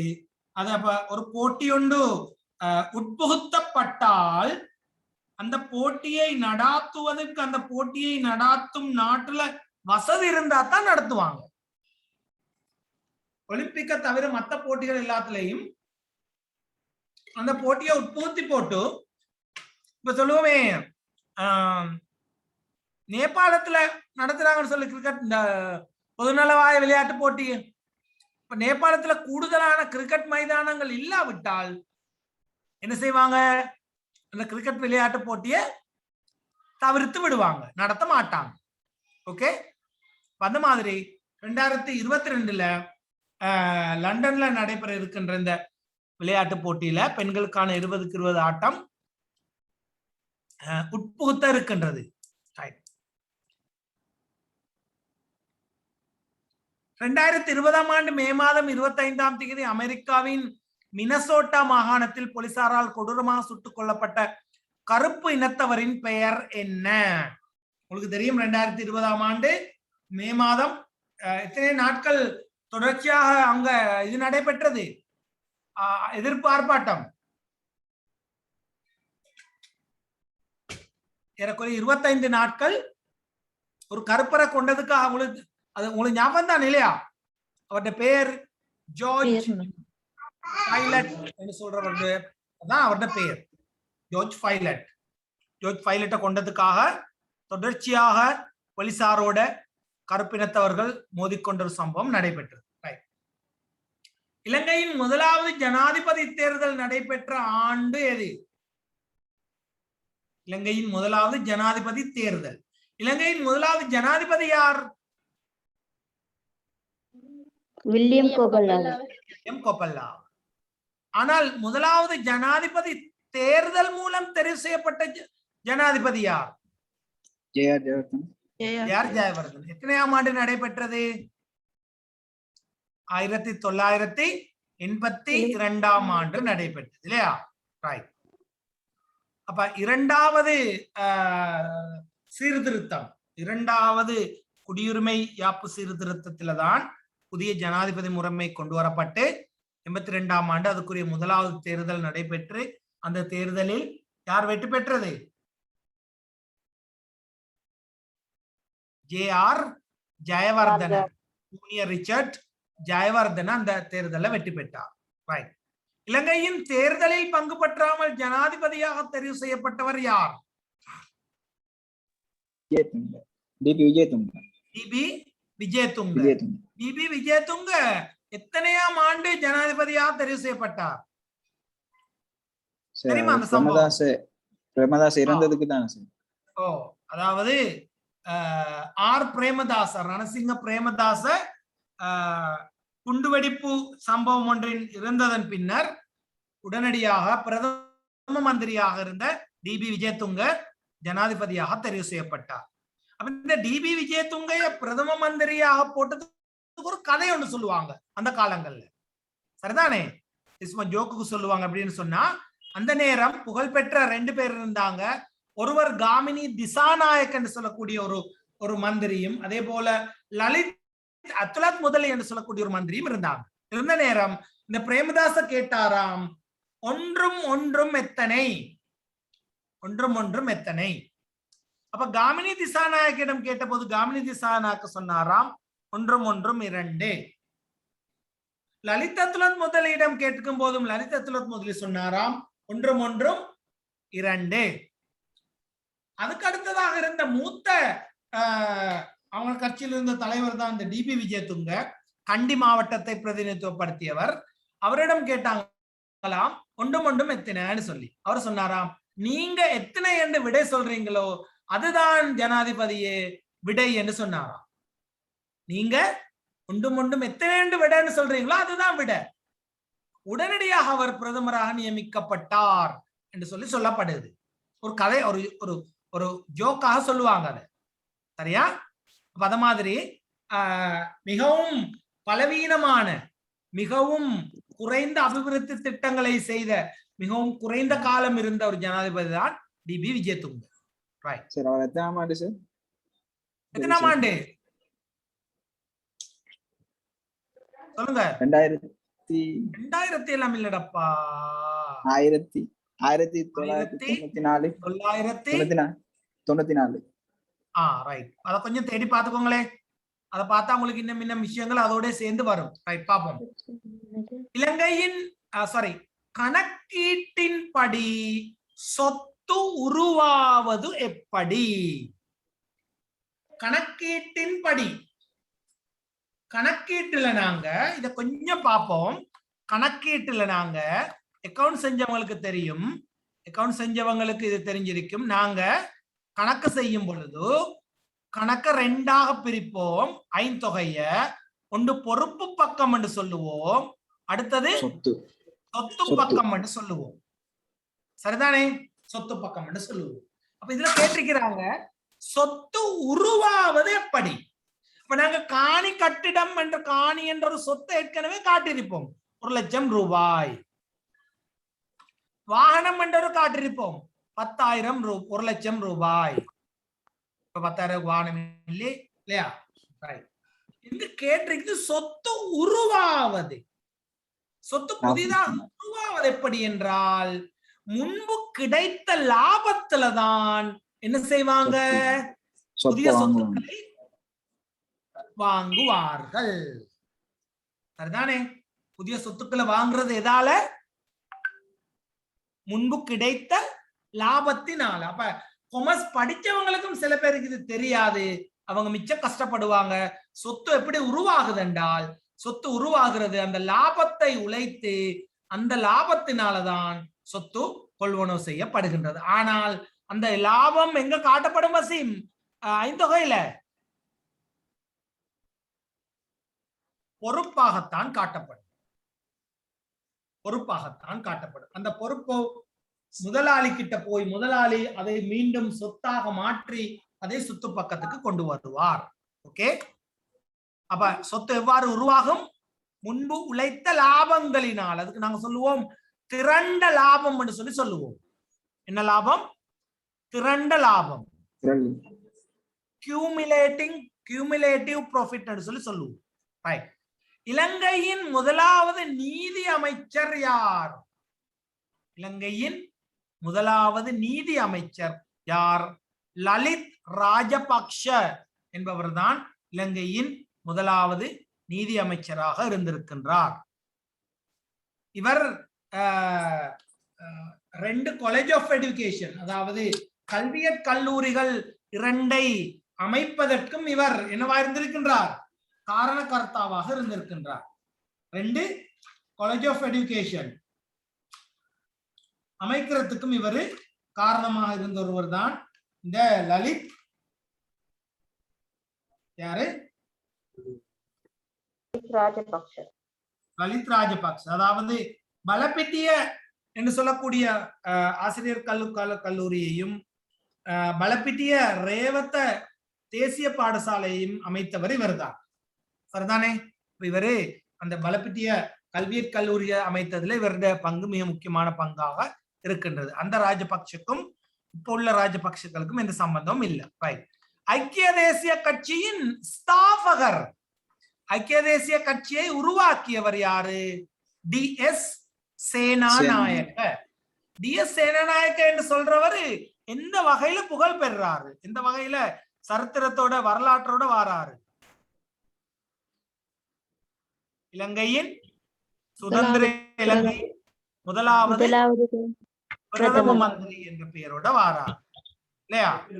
ஓகே, அடுத்த பாப்போம். இந்த ஐக்கிய தேசிய கட்சியில் இருந்தவர்தான் யாரு? SWRD பண்டாரநாயக்க. அவர்தான் என்ன செய்யறாரு?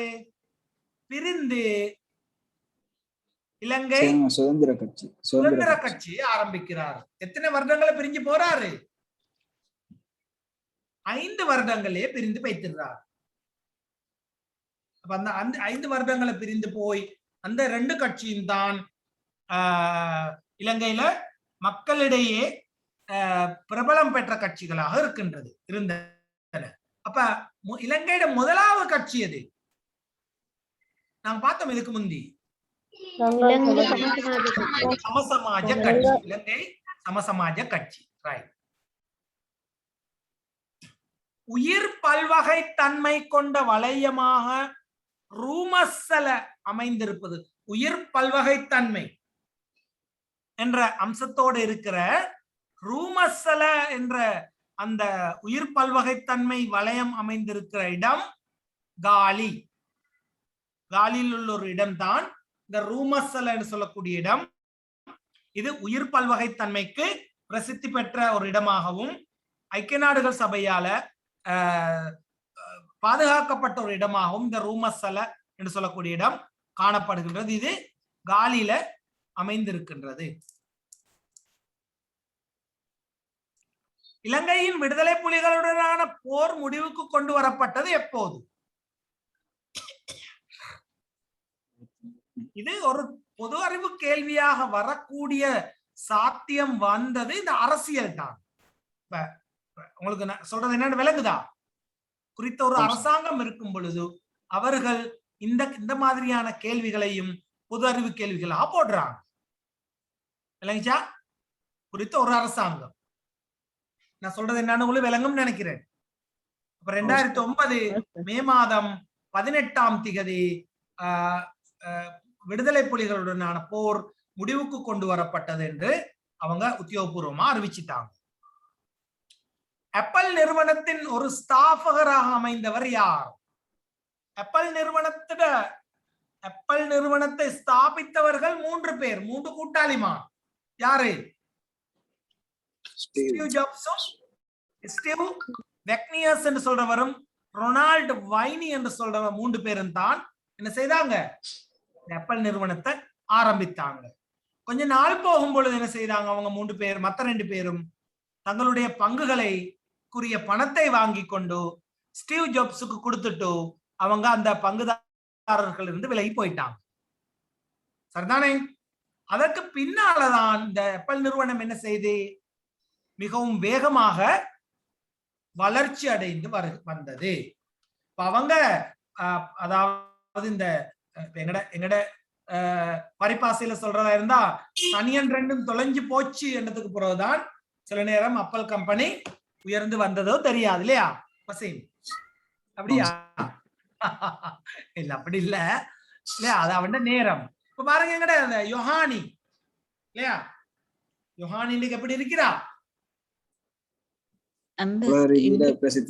புகழ் பெற்ற ஒரு பாடகியாக இருக்கிறார். ஆனால் அவ பாடின பாடல் அவட பாடலும் இல்ல, அவட சொந்த பாடலும் இல்ல, பாடினவன்ட்ட அனுமதி எடுக்கவும் இல்ல, கலவுலதான் படிச்சது. அதுக்கு பின்னாலதான் அவனை சேர்த்து கொண்டது குரூப்ல. சரிதானே? அவட நேரம் இந்த ஸ்டீவ் ஜாப்புக்கு வந்த மாதிரி சரியா அமைஞ்சிச்சு. என்ன, அவ அதிர்ஷ்டம் கதவை தட்டி அவ கூட்டிக் கொண்டு போயிட்டு. Right, okay. இப்ப நேற்று எங்க இருந்தா? நேற்று எங்க அவட இது நடைபெற்றது தெரியுமா? நேற்று ஜோர்டான்ல என்ன மியூசிக்கல் ஷோ உண்டு, ஜோர்டான் நாட்டுல நடைபெற்றது. அவ அப்படி உலக வலம் வார கோடி கோடியாக சம்பாதித்துக் கொண்டு இருக்கிறார். Right, okay. Steve Jobs, Steve வெக்னியஸ், ரொனால்ட் வைனி என்று சொல்லக்கூடிய 3 பேர். அந்த 3 பேர், இந்த 2 பேரும் என்ன செஞ்சாங்க, தங்களுடைய பங்குக்கு தங்களுடைய பங்கை பணமாக பெற்றுக் கொண்டுட்டு இதுல இருந்து விலகி கொண்டாங்க. ரைட். குருவியின் அடையாளம் கொண்ட சமூக வலைத்தளம் எது? நீங்க இந்த அடையாளம் எல்லாத்தையும் பார்க்க வேண்டி வரும் இல்லையா? எதுல குருவியின் அடையாளம் இருக்குது? ட்விட்டர்ல இருக்குது. அப்ப இதே மாதிரி இப்ப வாட்ஸ்அப்புக்கு ஒரு அடையாளம் இருக்குது, பேஸ்புக்கு ஒரு அடையாளம் இருக்குது.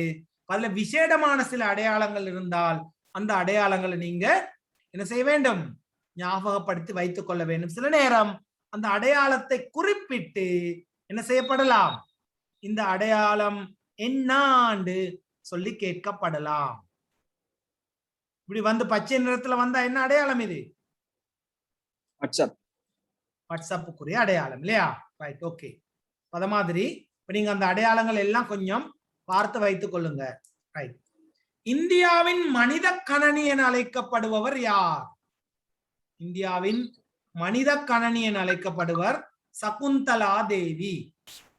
சகுந்தலா தேவி இவரை பத்தி நிறைய சொல்லலாம், நான் டைம் போறதால நான் இன்னைக்கு ஒரு தொகை இருக்குது. முதலாவது ஸ்மார்ட் கைத்தொலைபேசி ஆரம்பிக்கப்பட்டது எப்போது? ஸ்மார்ட் போன் ஆரம்பிக்கப்பட்டது 1992ஆம் ஆண்டு ஐபிஎம் நிறுவனத்தால சைமன், அதாவது சிமன்ஸ் என்று சொல்லி நாங்க சொல்லுவோமே, சிமன்ஸ் போன், அவங்களும் ஐபிஎம்மும் சேர்ந்து சைமன் என்று சொல்றவரும் ஐபிஎம்மும் சேர்ந்துதான் முதலாவது ஸ்மார்ட் போனை வெளியிட்டாங்க. அப்ப ஒரு கட்டத்துல உலகத்துல போன் கைத்தொழில்துறையில மிக முக்கியமான கம்பெனியா இருந்தது நோக்கியா இல்லையா? அப்ப இந்த நோக்கியா நிறுவனம் ஒரு கட்டத்துல என்ன செய்தது, தான் நோக்கியா நிறுவனம் சந்தை பங்கை இழந்து நோக்கியா நிறுவனத்தை விற்க வேண்டி வந்தது. விற்க வேண்டி வந்த நேரம் நோக்கியா நிறுவனத்தின் பிரதம நிறைவேற்று அதிகாரி எல்லார முன்னுக்கும் அவர் அழுதாராம். அழுதுட்டு என்ன சொன்னார் தெரியுமா? என்ன சொன்னாரு?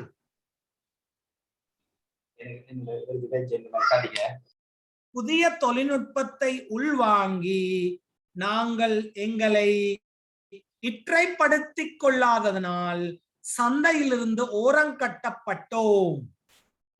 புதிய தொழில்நுட்பத்தை உள்வாங்கி நாங்கள் எங்களை இற்றைப்படுத்தல் அப்டேட் பண்ணாததனால நாங்க என்ன செய்யப்பட்டோம்?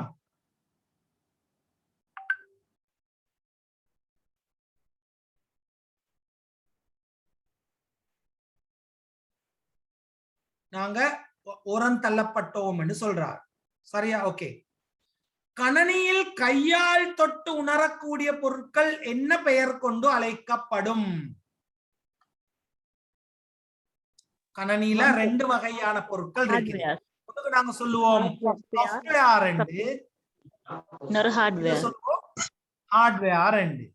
இப்ப ஹார்ட்வேர் சொல்றது வன்பொருள், அதாவது கையால தொட்டு வன்பொருள், உணர அதாவது எங்களுக்கு கையால தொட்டு உணரக்கூடியதும் இடத்தை கொள்ளக்கூடியதும், கையால தொட்டு உணரக்கூடியதும் இடத்தை கொள்ளக்கூடியதும், மூன்று இது இருக்குது. அதுக்கு ஒன்று கையால இந்த கண்ணுக்கு தெரிப்படக்கூடியது, கண்ணுக்கு தெரிப்படும், கையால தொட்டு பார்க்கலாம், அதே மாதிரி இடத்தை கொள்ளும். இதுக்கெல்லாம் நாங்க சொல்லுவோம் வன்பொருட்கள், ஹார்ட்வேர்னு சொல்லுவோம். இன்னும் ஒரு வகையான இருக்கு சாஃப்ட்வேர்னு சொல்லி, மென்பொருட்கள். அதுவும் கணினிக்குள்ள இருக்கிற ஒரு வகையான பொருட்கள் தான். கண்ணால பார்க்க இயலாது, இடத்தை கொள்ளாது, தொட்டு உணர முடியாது. முதலாவது கணனி வைரஸ் என்று சொல்லப்படும் கணனி வைரஸின் பெயர் கிரிப்பர் வைரஸ். கிரிப்பர் வைரஸ் தான் முதலாவது கணனி வைரஸ் என்று சொல்லப்படுது. Okay, right. இதுல ஒரு பிழை வந்துட்டு, மலைநாட்டு ஒப்பந்தம் கைச்சாத்திடப்பட்டது எப்போது? 1815 ஆண்டு மார்ச் மாதம் 2ஆம் திகதி. 1815 மார்ச் மாதம் 2ஆம் திகதி தான் இந்த என்ன கைச்சாத்திடப்பட்டது? மலைநாட்டு ஒப்பந்தம். யார் யாருக்கு இடையில?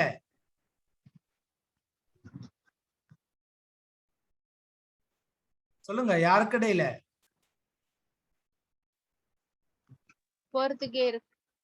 போர்த்துகேயரா? என்னம்மா இது புதிய கதையா இருக்குது? மலைநாட்டு ஒப்பந்தம் பண்ணது போர்த்துகேயரா?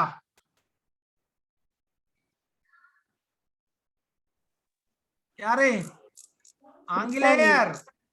பிரித்தானியருக்கும் கண்டி பிரதானிகளுக்கும், கண்டி மன்னன் பாஞ்சிட்டாரு, கண்டி பிரதானிகளுக்கும் தான் இந்த ஒப்பந்தம் நடைபெற்றது. Okay, right. நான் கொஞ்சம் திருத்தி கொண்டே போறேன். அப்ப உங்களுக்கு எனக்கு தேடி கொண்டிருக்க தேவையில்ல, உங்களுக்கு டக்குன்னு போட்டுடலாமா? ரைட்.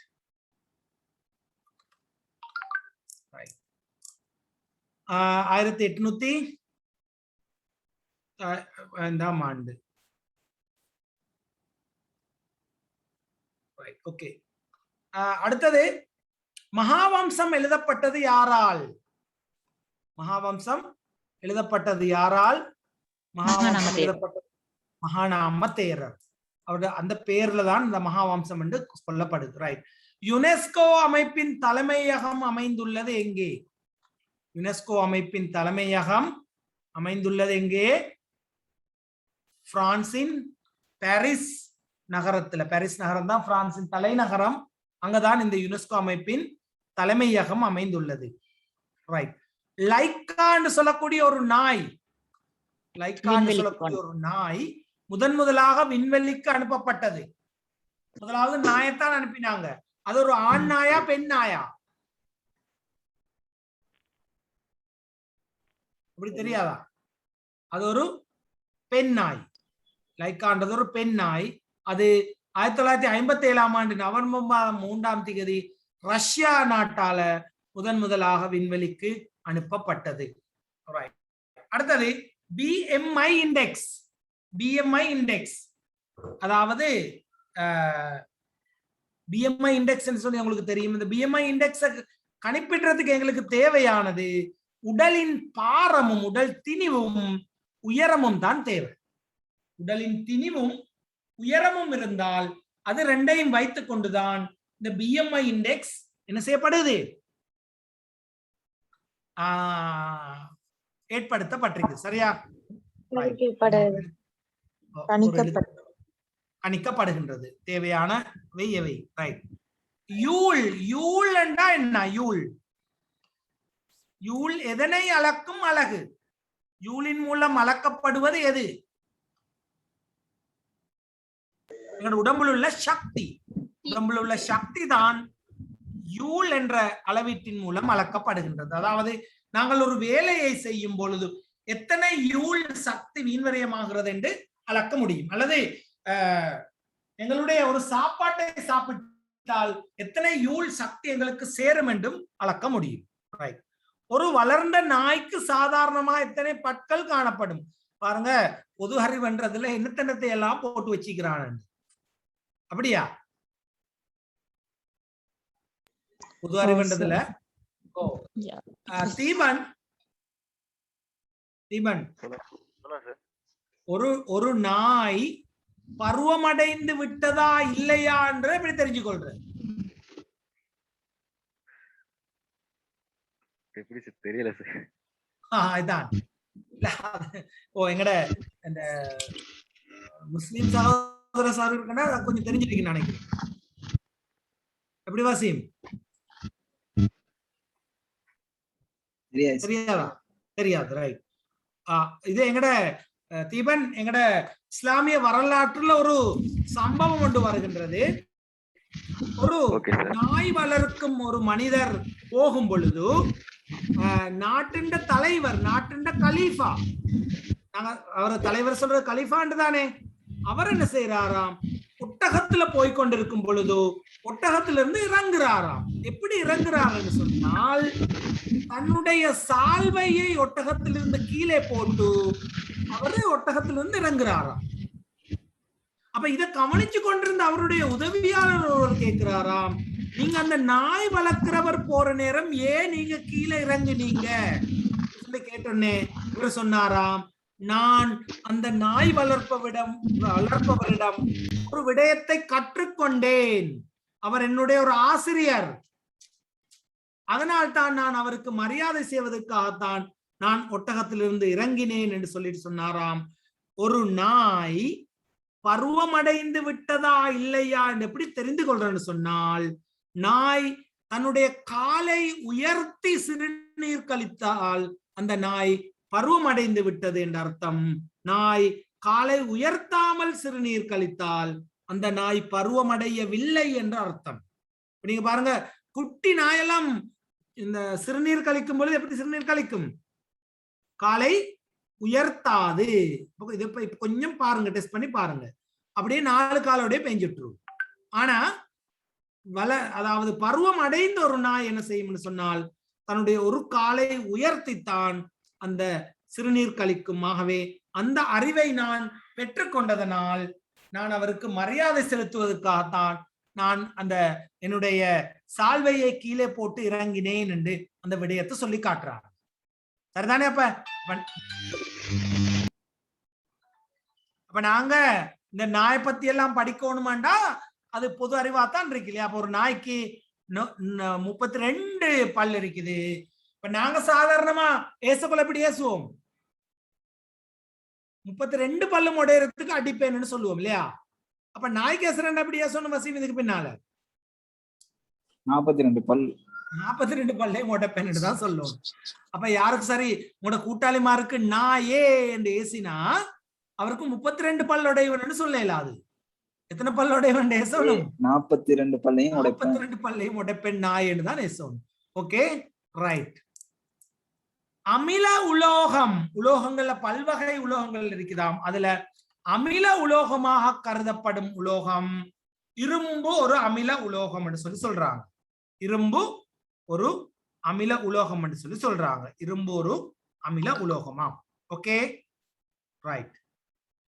அடுத்து பாருங்க, நெத்தலி கருவாட்டில் அதிகம் காணப்படும் என்ன தாது பொருள் அல்லது அதிகம் காணப்படும் விட்டமின் இது? கால்சியம். கால்சியம் தான் நெத்தலி கருவாட்டில் அதிகம் காணப்படக்கூடிய ஒரு தாது பொருள். ரைட். டைனமோ இயந்திரத்தை கண்டுபிடித்தவர் யார்? டைனமோ இயந்திரத்தை கண்டுபிடித்தவர் மைக்கேல் பாரடோ. மைக்கேல் பாரடோ கண்டுபிடித்த இன்னும் ஒன்று என்ன? நாங்க இதுக்கு முந்தி பார்த்தோம்.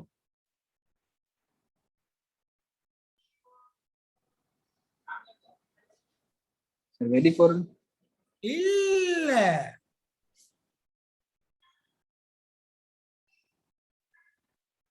இதுக்கு மேலுள்ள கேள்விகள் ஒன்றில் இருக்கு, கொஞ்சம் பார்த்துக்கொள்ளுங்க. ரைட். பலூன் ஒன்றை மேலே விடுவதற்காக பலூனுக்குள் நிரப்பப்படும் வாயு எது? பலூன் ஒன்றை மேலே விடுவதற்காக பலூனுக்குள் நிரப்பப்படும் வாயு எது? ஹீலியம். ஹீலியம். ஹீலியம் வாயுவை நிரப்பித்தான் நாங்க என்ன செய்வோம்? பலூனை மேலே விடுவோம்.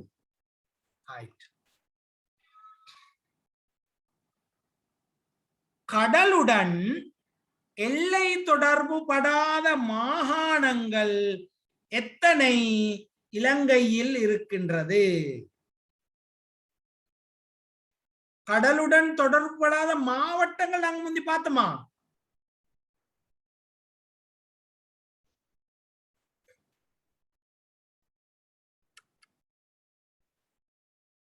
நீங்க ஒருத்தர் பேசுறீங்க இல்ல, ஒருத்தர் ஞாபகம் இல்ல போல. கடலுடன் தொடர்பு படாத, எல்லை தொடர்பு படாத மாவட்டங்கள் எத்தனை இருக்கு இலங்கையில? சார் ஒன்லி உண்டா? மூணு சார். மாவட்டமா? மூண்டா சார்? இல்ல இல்ல, நான் சொல்றேன் எத்தனை இருக்கு சொல்லுங்க பாப்போம். வடமத்திய மாகாணம் கடலோட தொடர்பு படுதா? இல்ல. இல்ல. மத்திய மாகாணம் கடலோடு தொடர்படுதா? இல்ல சார். இல்ல. ஊவா மாகாணம். நாங்க தொடங்குவோம். இப்ப இந்த கேள்வியில என்ன, எப்படி இந்த கேள்விக்கு விடையளிக்கிறது? எந்த மெத்தடை பயன்படுத்தலாம்? Chart method. சார்ட் மெத்தடை பயன்படுத்தலாம். Very good. யார் சொன்னது அது? நாஸ்லோன். Right, very good. நாங்க போய் சார்ட் ஒன்று போட்டு, சார்ட்ல எத்தனை எங்களுக்கு எத்தனை வரி வேணும், எத்தனை கொலம்ஸ் வேணும், எத்தனை ரோஸ் வேணும்?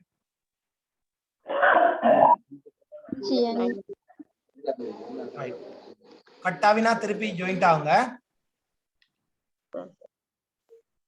எத்தனை கொலம் வேணும்?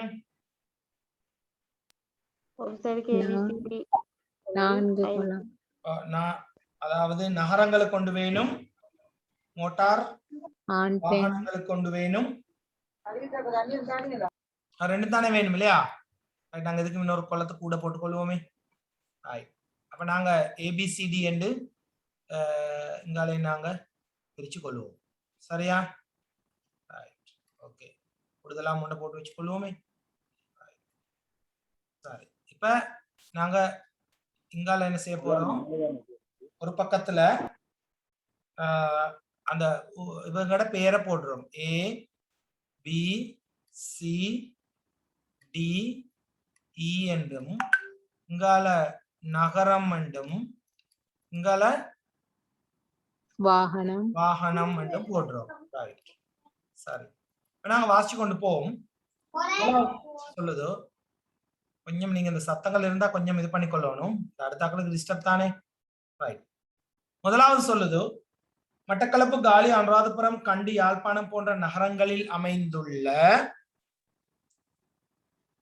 பிரதேச அலுவலகங்கள் 5 கடமையாற்றும் ஏபிசிடி என்ற ஆண் பெண் ஊழியர்கள் 5 பேர் பேருந்து, மோட்டார் கார், ஜீப் வண்டி, புகையிரதம், மோட்டார் சைக்கிள் போன்ற எந்த ஒரு வாகன வகையில் ஒன்றில் தமது கடமை நிலையத்துக்கு வருவதாக கீழே காட்டப்பட்டுள்ளவாறு பயன்படுத்துகின்றனர். யாழ்ப்பாண அலுவலகத்தில் கடமையாற்றும் ஆண் ஊழியர் கடமைக்கு வருவது மோட்டார் சைக்கிளிலோ அல்லது புகையிரதத்திலோ இல்லை. அப்ப யாழ்ப்பாணன் அது எங்களுக்கு இப்ப பயன்படுத்தலாமா? அத முதலாம் முறையில பயன்படுத்தலாமா? பயன்படுத்த முடியாது. காலி அலுவலகத்தில் கடமையாற்றும் ஆண் ஊழியர் கடமைக்கு வருவது பேருந்தில் ஆகும். அப்ப நாங்க ஏபிசிடி என்று போட்டுக்கொண்டுட்டு அதை நாங்க அப்படி வைப்போமே. ஏ என்பவர் கண்டி அலுவலகத்திலும், பி என்பவர் மட்டக்களப்பு அலுவலகத்திலும் கடமையாற்றுகின்றனர். இப்ப எங்களுக்கு மூன்றாவது பதிய முடியுமா? முடியும். ஏ என்பவர் கண்டி, ஏ என்பவருடைய நகரம் கண்டி, பி என்பவருடைய நகரம் மட்டக்களப்பு. சார் ஸ்கிரீன் விளங்குதில்லை. மட்டக்களப்பு விளங்குதா? இல்ல ஒண்ணுமே விளங்கல, ஃபுல் பிளேங்க் அடிக்கும் சார். விளங்குதே சார். விளங்குது சார், விளங்குது சார். கொஞ்சம் இடத்த மாத்தி பாருங்கம்மா. அந்த அந்த அந்த அந்த சிக்னல் பிரச்சனை உண்டா இருக்கும். சிக்னல் வந்தா டக்குன்னு ஸ்கிரீன் வரும். ஏன்னா மத்தவங்க எல்லாருக்கும் விளங்குது, உங்களோட மட்டும் விளங்குது இல்லைன்னா அதான் உங்களுக்கு சிக்கல். ரைட், மூன்றாவது பதிஞ்சிட்டோம். டி அல்லது இ அனுராதபுர அலுவலகத்தில் கடமையாற்றவில்லை.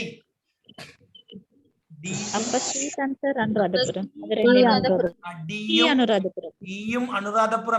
Very good. அப்ப டி சி வந்து அனுராதபுரம். Very good. சாரி. இப்ப என்ன செய்ய போறோம்? கண்டி அலுவலகத்தில் கடமையாற்றும் ஆண் ஊழியர் ஜீப் வண்டியிலே கடமைக்கு வருகிறார். அதை எங்களுக்கு இன்னும் போட முடியாது. போட முடியுமா? அதை முடியுமா? ஆண் பெண் என்று போட்டுக்கொள்வோமா? பாலும் கேக்குறாங்க. ரைட், ஆண் பெண்ணே போட்டுக்கொள்ளலாம். தான் ஒரு எக்ஸ்ட்ரா ஒன்று போட்டேன். அப்ப நீங்க இதை குளம் அடிக்கக்குள்ள எக்ஸ்ட்ரா ஒன்று அடிச்சு வச்சுக்கொள்றது நல்ல. ரைட், கண்டி அலுவலகத்தில் வேலை செய்யும் ஆண் ஊழியர், அவருடைய பேர் ஏ, அவர் ஜீப் வண்டியில வருகிறாராம். ஜீப் வண்டி, சரிதானே? ரைட். இ என்பவர் கடமைக்கு வருவது பேருந்தில் அல்ல. அப்ப ஈக்கு நேரா நாங்க வாகனத்துல போடுவோம் என்ன? பேருந்து அல்ல. ரைட். இப்ப திருப்பி நாங்க முதல்ல போவோம். முதல் என்ன சொல்லுது? யாழ்ப்பாண அலுவலகத்தில் கடமை.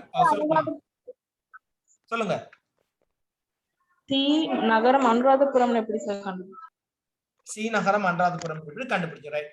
முதலாவது பாருங்க, இந்த டவுட் இருக்கிறாக்கள் கொஞ்சம் கேட்டுக்கொள்ளுங்க. எங்களுக்கு 5 நிமிஷம் தான் இருக்கு, நாங்க திருப்பி வர வேண்டி வரும். ரைட். முதலாவது சொல்றாங்க பாருங்க, ஏ என்பவர் கண்டி அலுவலகத்திலும் பி என்பவர் மட்டக்களப்பு அலுவலகத்திலும் கடமையாற்றுகின்றனர்.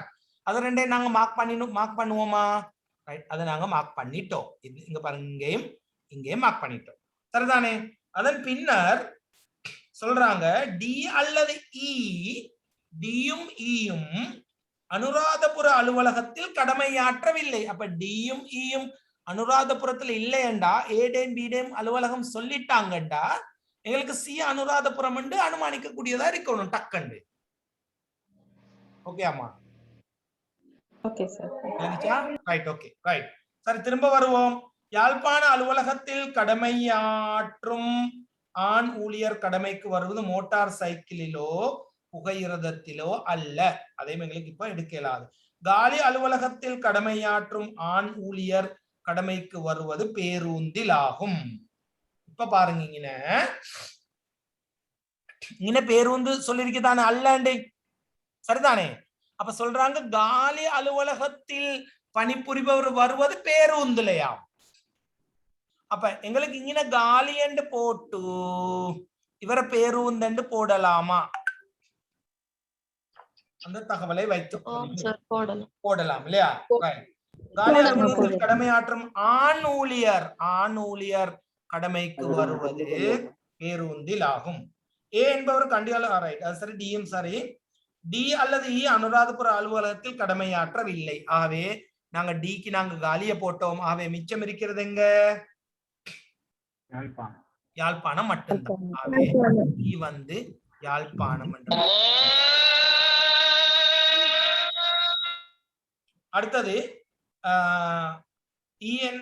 இப்ப திருப்பி பார்ப்போம். யாழ்ப்பாண அலுவலகத்தில் கடமையாற்றும் ஆண் ஊழியர், யாழ்ப்பாண அலுவலகத்தில் கடமையாற்றும் ஆண் ஊழியர் எதுல வரலையாம்? மோட்டார் சைக்கிள் புகையிரதம் வரவும் இல்லையாம், புகையிரத்துல வரவும் இல்லையாம்.